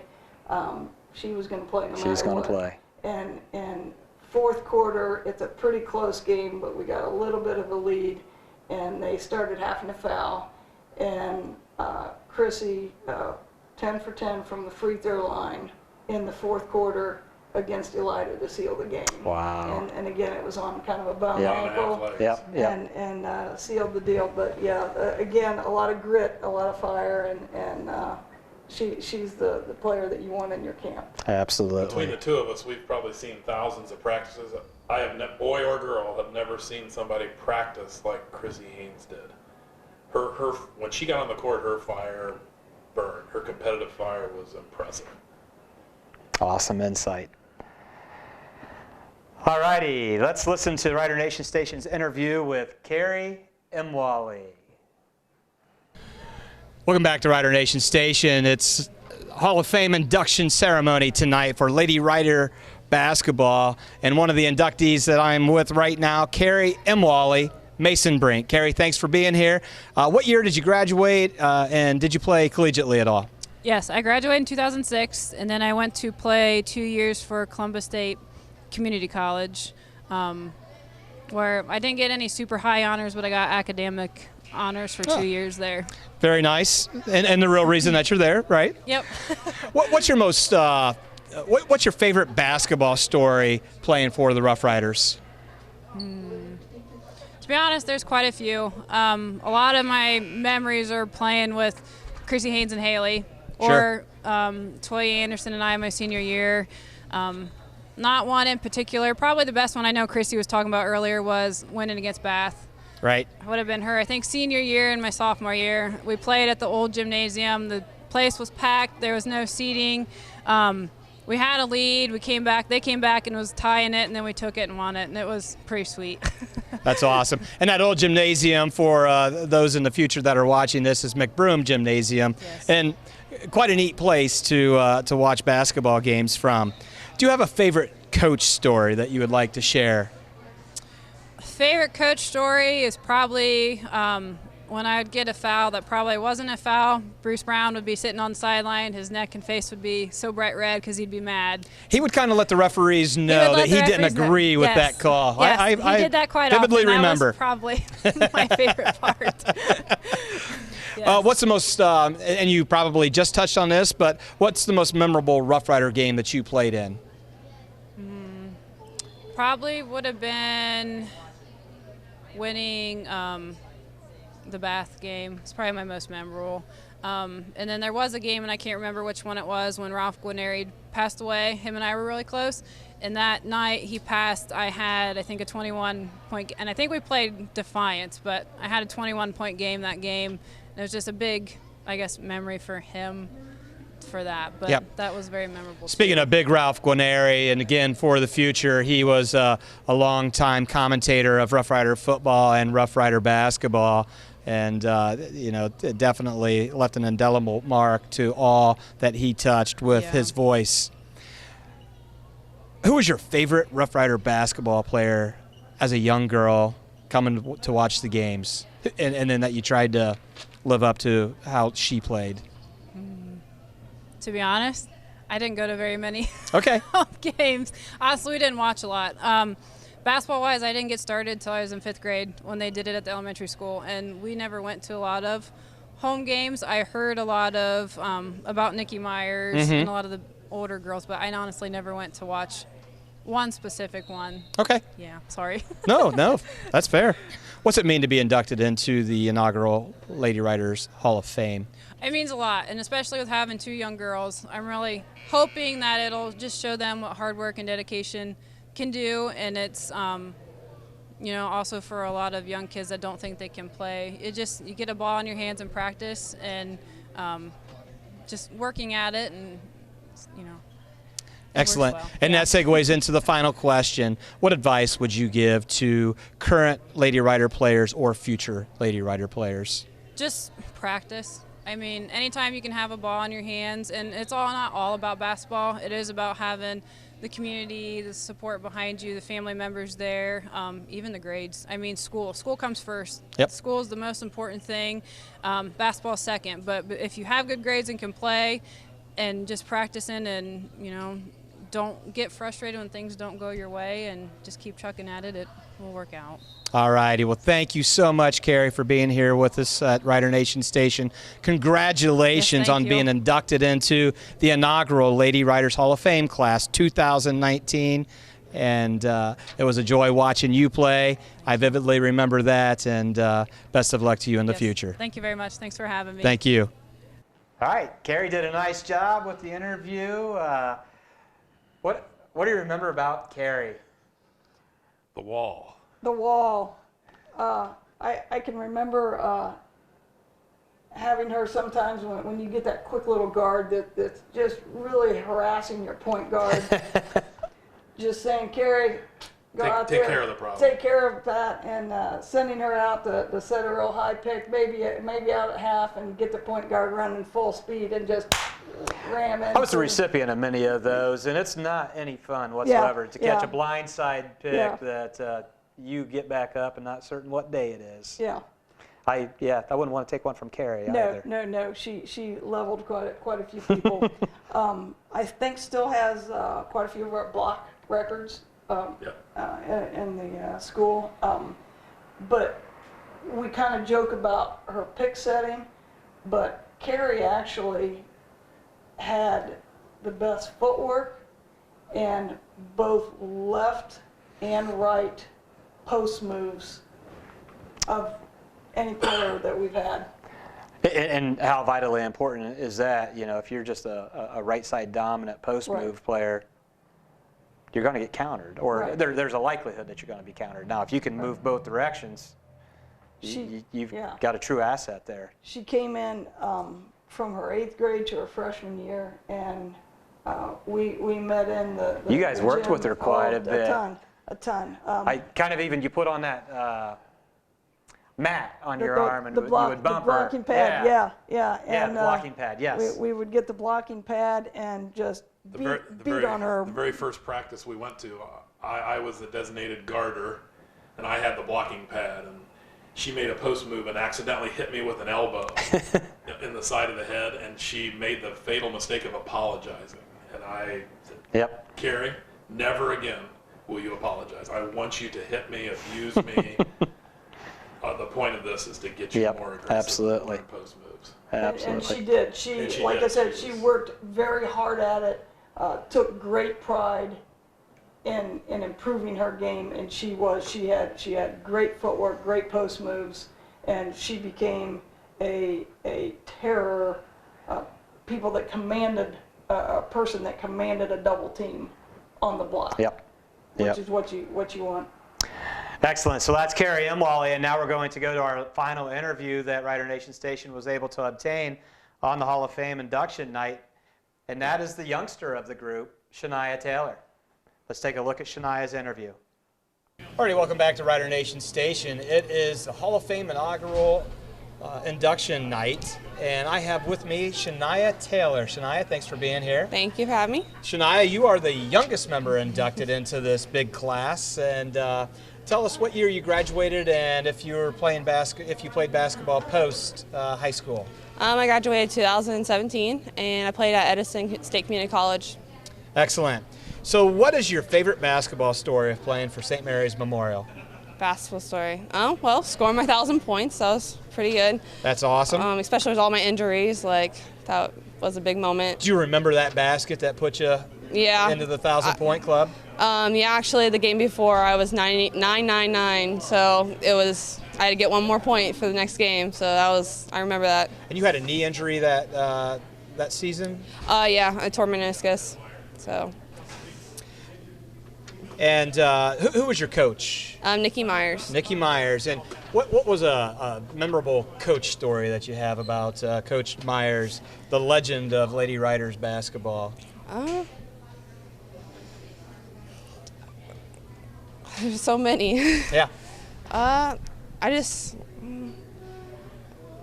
have like a certain moment one. She just really focused on defense and just was hard on that. So she she believed that we could never like give up. So like I don't know. I don't have like one specific like moment or game, but. And that's something that will stick with you for the rest of your life, not just on a court, but in the game of life. Yeah, never to give up. That's definitely. Yep. When you did put the uni on, you'd laced up the shoes and the ball was tipped up. What's the most memorable game that you played in? Memorable. My 1,000 points, I had to go back to that one. Like, it's just like, I knew that one day, that day I was going to make something that I'll always remember forever. And with all the obstacles I've overcome, that was definitely like a big moment in my life. And it was good. Do you remember who you were playing when you scored your 1,000th point? No, really, no. Nope. Just that you got it. Yeah. How many points did you end up with? 1,012. 1,012. Yeah. Excellent. When you were a young girl coming and watching the Lady Riders play, was there somebody out on the court that you really said, I want to be like her? Actually, it was Erika Thornsberry. Yeah. Who you were inducted with tonight? Yeah, she was actually, she was in my brother's class, and they were like the first class to actually graduate in the new school. And I remember being there, growing up watching her, and I remember her like being there for the very her 1,000 points. Everybody filled the stands and had pictures on sticks, and I was like, I think I was in 7th, 6th grade, and I was like, I want to be like her. I want to score 1,000 points, and you did. Yeah, I did. And you did. Yeah. So you get inducted tonight with a great list of high caliber Rough Rider players. What's it mean to you? It's an honor, to be honest. For our community to come together and watch us and see us and praise us for the accomplishments that we did have, and they've always been there. And even our teammates, we couldn't be here today, without them. So it's a huge honor to have something that's going to hang up on the wall forever. No one's going to take that away from us. That's awesome. Last question for you, and what advice would you give to our current Lady Rider basketball players and/or future Lady Rider basketball players? With all the obstacles I've overcome, there have been days that I didn't want to do things, I wanted to give up, and the advice I would want to give them is to never give up. I didn't play my freshman year. I tore my ACL my sophomore year. Had to rehab my junior year, and then senior year I played on another injury. And I still did well, scored 1,000 points, and I would just say never give up, because that has been truly stuck in my mind ever since. Great words of advice. Jimmy V, North Carolina State legendary coach, those were his words as he was battling cancer, is to never, ever give up. And you've got a great story to tell there as well. With all of the injuries and obstacles, you still score 1,000 points. You're in an elite club. And tonight you get inducted into the inaugural MHS Lady Riders Hall of Fame. Congratulations, and thank you for being with Rider Nation Station tonight. Thank you. All righty, I know that you guys weren't involved in coaching at all at that particular point in time, but you don't miss too many basketball games. What do you recall about Shania?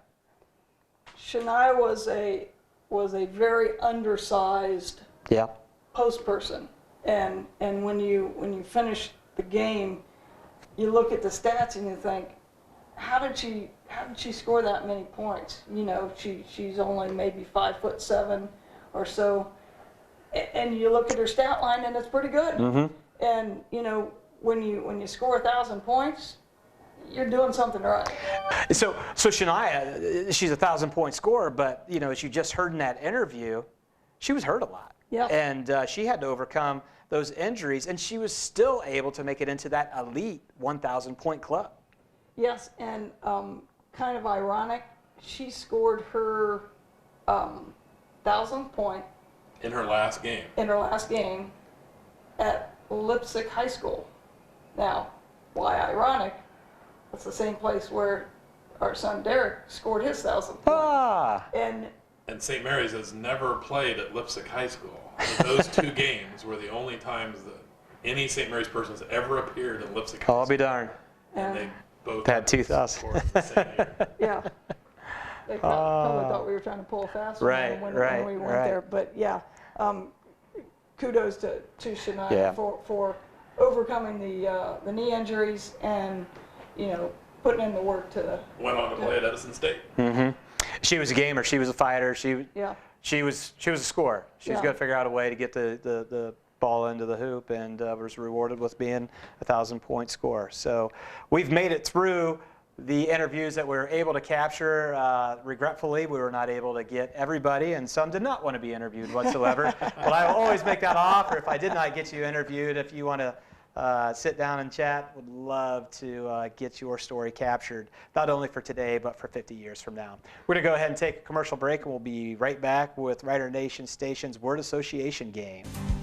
This segment of tonight's broadcast has been brought to you by Minster Bank, helping people achieve financial success in support of the Writer Nation and the St. Mary's community.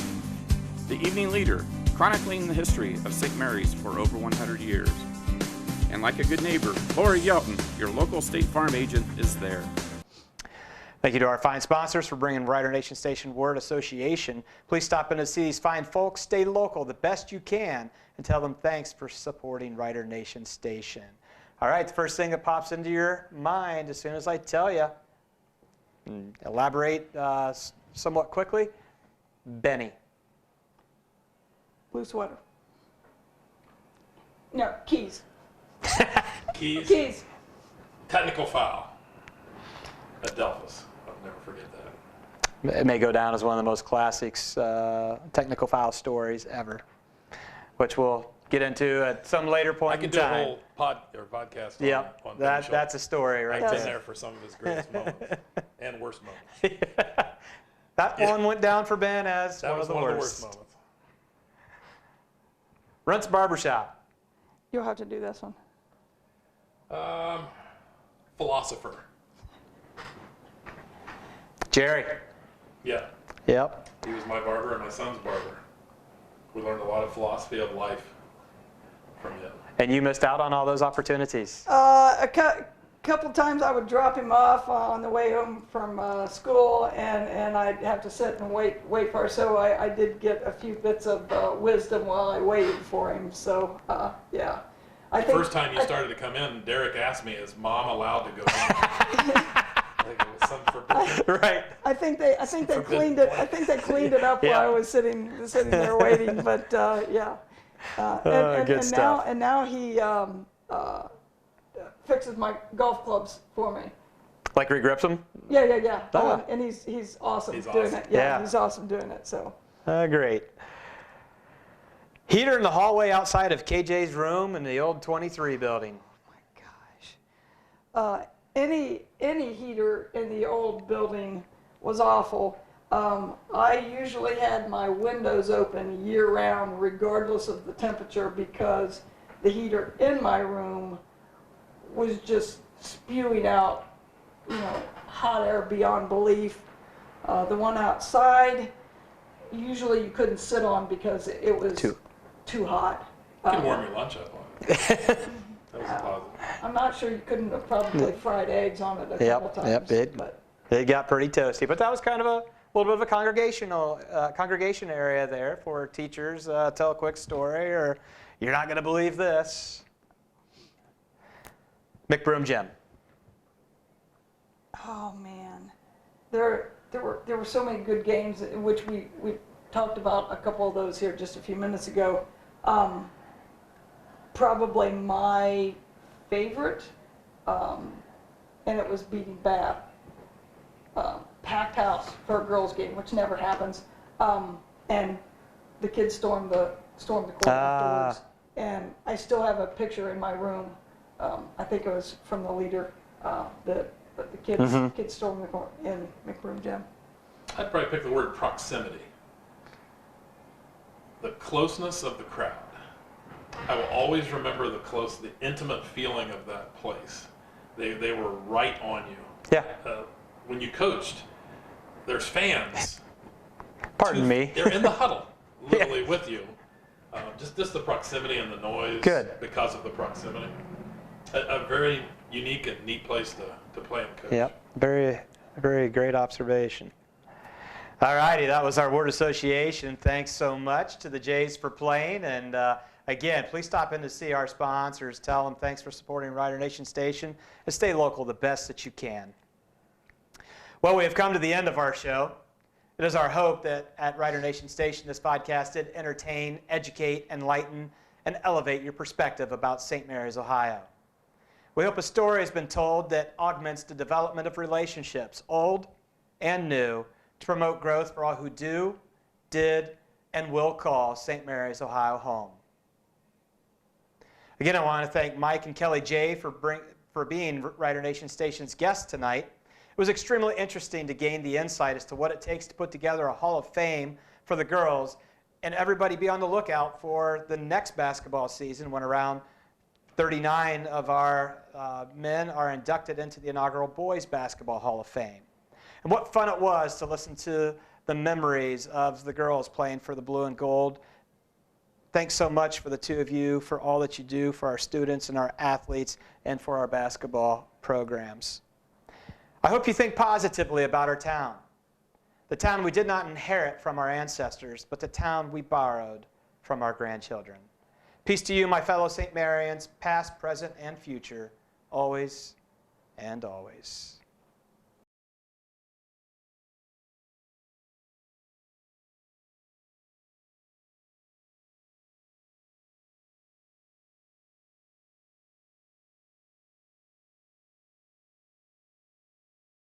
Attention Rider fans, we would now like to take time to honor the inaugural class of the Girls Basketball Hall of Fame. As you entered the gym tonight, you may have noticed the new Hall of Fame plaques in the hallway leading to the gym. These plaques honor 20 young ladies who have all made a significant impact on the girls basketball program at Memorial. Due to the large number of inductees, I will need to keep these introductions very brief. We will be introducing them in the order of their graduation dates. So first up is Sue Lauth. The matriarch of girls sports in St. Mary's, Sue laid the foundation for the future of girls basketball by establishing every conceivable record possible, including becoming the first Rough Rider to break the 1,000 point mark. In fact, today, she still ranks second in career scoring and first in steals for game, season, and career. A three-sport athlete at Memorial, she continued her playing career in both basketball and softball at the Defiance College. A graduate of 1984, Sue Lauth.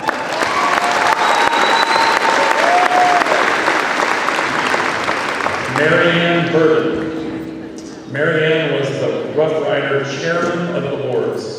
This WBL Player of the Year took over as the Rough Rider leader in game, season, and career rebounding, once grabbing an amazing 24 rebounds in a game. She also took over the number 2 spot in NHS top 10 scoring list and still ranks 7th. MaryAnn continued her playing career at Northeastern Oklahoma A&M. She also has a claim to fame as the mother of our 19th honoree tonight. A graduate of 1989, MaryAnn Burden.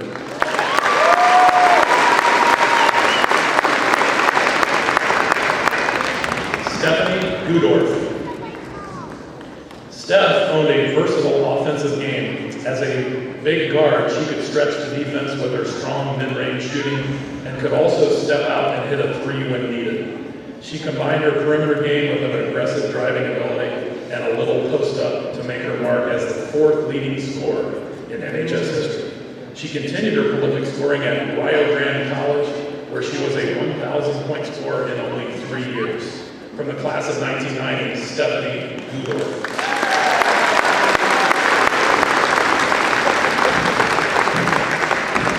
Connie Hamberg. Connie was one half of the 1-2 punch that established the Rough Riders as a dominating team in the 90s. This athletic power forward used her versatile game to lead to third on the NHS scoring list. She provided rebounding, defense, and scoring for the blue and gold. She later made her mark at Xavier University, where she was All-Atlantic 10 and scored nearly 1,000 career points in her collegiate career. From the class of 1994, Connie Hamberg.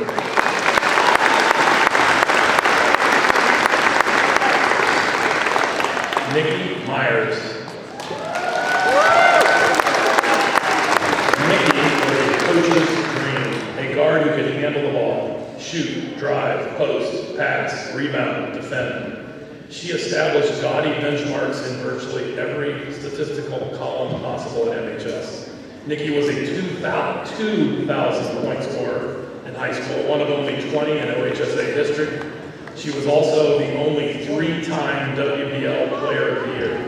She went on to score over 1,200 points and was selected All-SEC at the University of South Carolina. From the class of 95, Nikki Myers.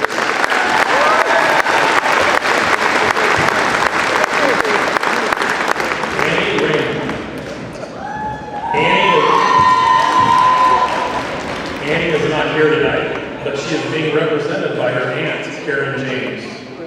The resident of California was a quick and athletic scorer who cracked the top 10 in MHS scoring despite playing her senior season with a broken hand. This versatile guard continued her playing career at the University of Finland. From the class of 96, Annie Rainey. Amy Bowers. Amy combined a mid-range perimeter game with a strong post-up to give her a dominating senior season. She was yet another versatile, athletic forward for the blue and gold. She once dropped 34 points on that team from the wrong side of the lake. She also climbed to 7th on the career scoring list. Amy was an outstanding three-sport athlete who was a WBL first-teamer in all 3 sports her senior year. From the class of 97, Amy Bowers.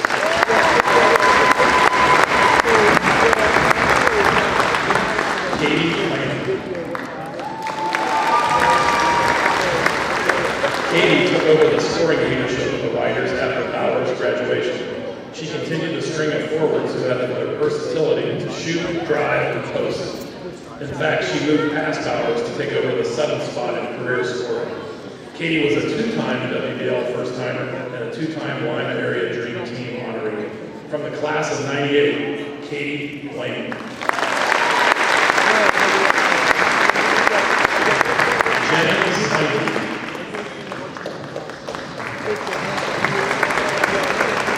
Jenny lives in New York and was not able to be here tonight, but is being represented by her parents, Judy and Dave Steinke. She was another power forward who was a consistent scorer for the Rough Riders. Like others before, her versatility allowed her to post up and step out to nail the three. This smooth shooting WBL first teamer graduated in 1999, Jenny Steinke.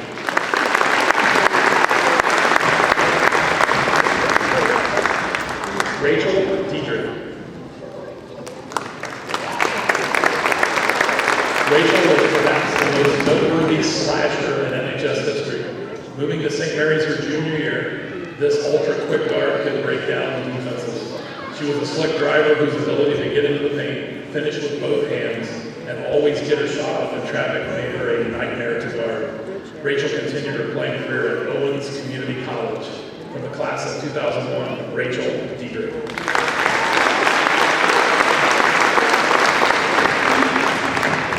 Nan Cody.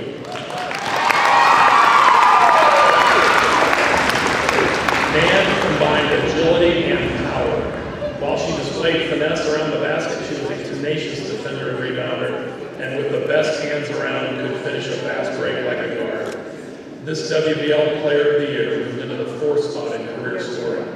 Nan continued her playing career at Indiana University South Bend, where she etched her name in the scoring and rebounding records. From the class of 2000, Nan Cody.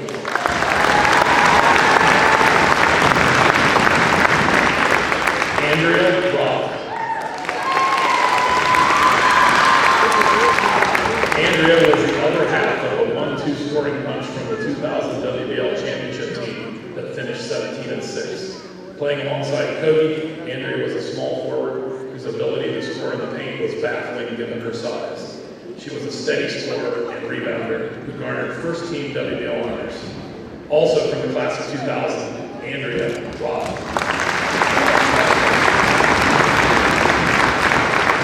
Liz Krugh.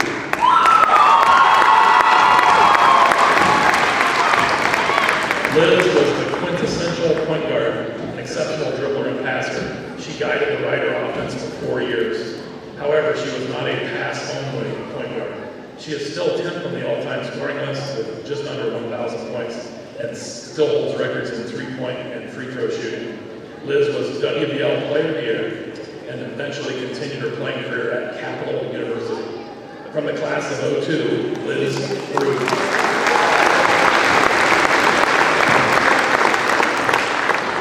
Krissy Haines.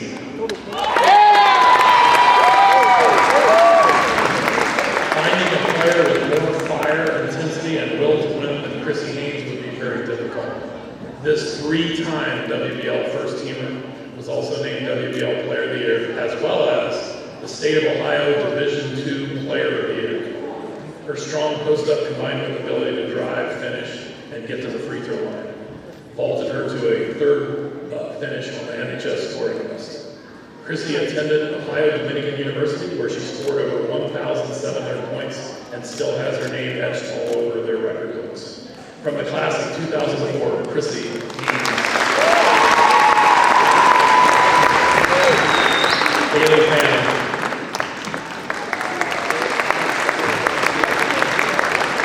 Haley was a scoring point guard who made a mark from behind the arc. While dishing out assists to Haines, she quietly made it to 8th on the career scoring list while setting records for three-point shooting. The Fannin-Haines duo won 2 WBL titles and had a 3-year record of 60-7. Fannin went on to play at Edson State Community College and then on to Urbana University, where she was named an NAIA Academic All-American. From the class of 04, Haley Fannin.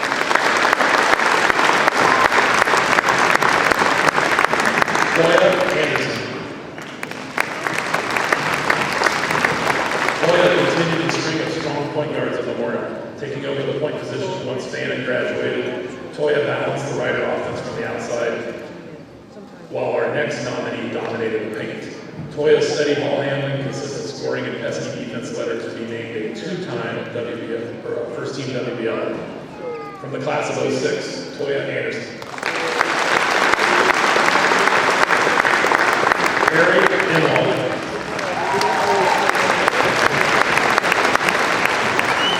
Nicknamed the Wall for her bone-crunching picks and shot blocking, Kerri Imwalle dominated the paint for the Riders for 4 years. Her size, exceptional post moves with both hands, and ability to knock down a 15-footer made Kerri a versatile nightmare. Kerri owns the game, season, and career blocks records at Memorial. She continued her career at Columbus State. From the class of 06, Kerri Imwalle.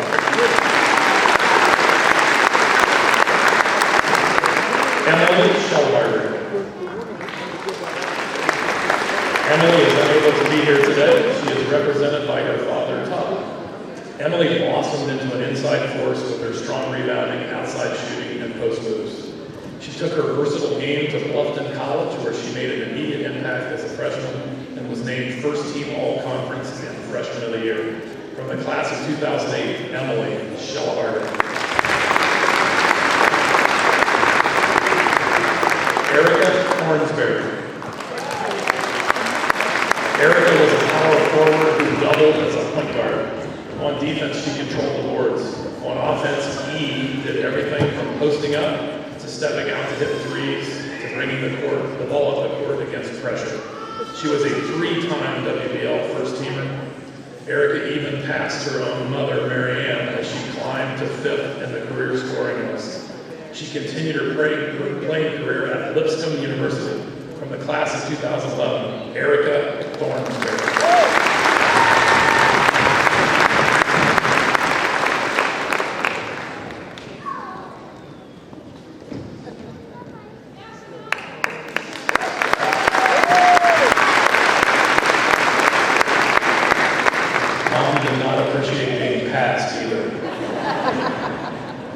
Shania Taylor.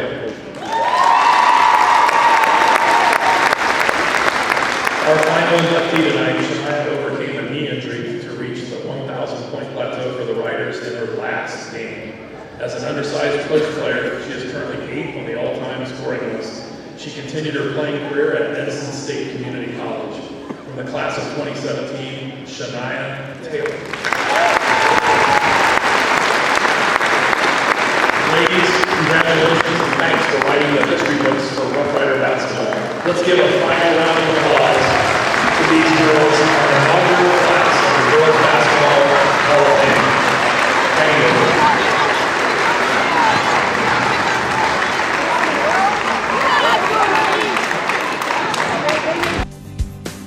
Thanks for watching another edition of Rider Nation Station, brought to you by Advanced Manufacturing Solutions, Plus One Professionals Real Estate, Lori Yelton State Farm Insurance, Minster Bank, The Evening Leader, and JT's Brew and Grill. Please remember to subscribe to us on YouTube and follow us on Facebook. It's free.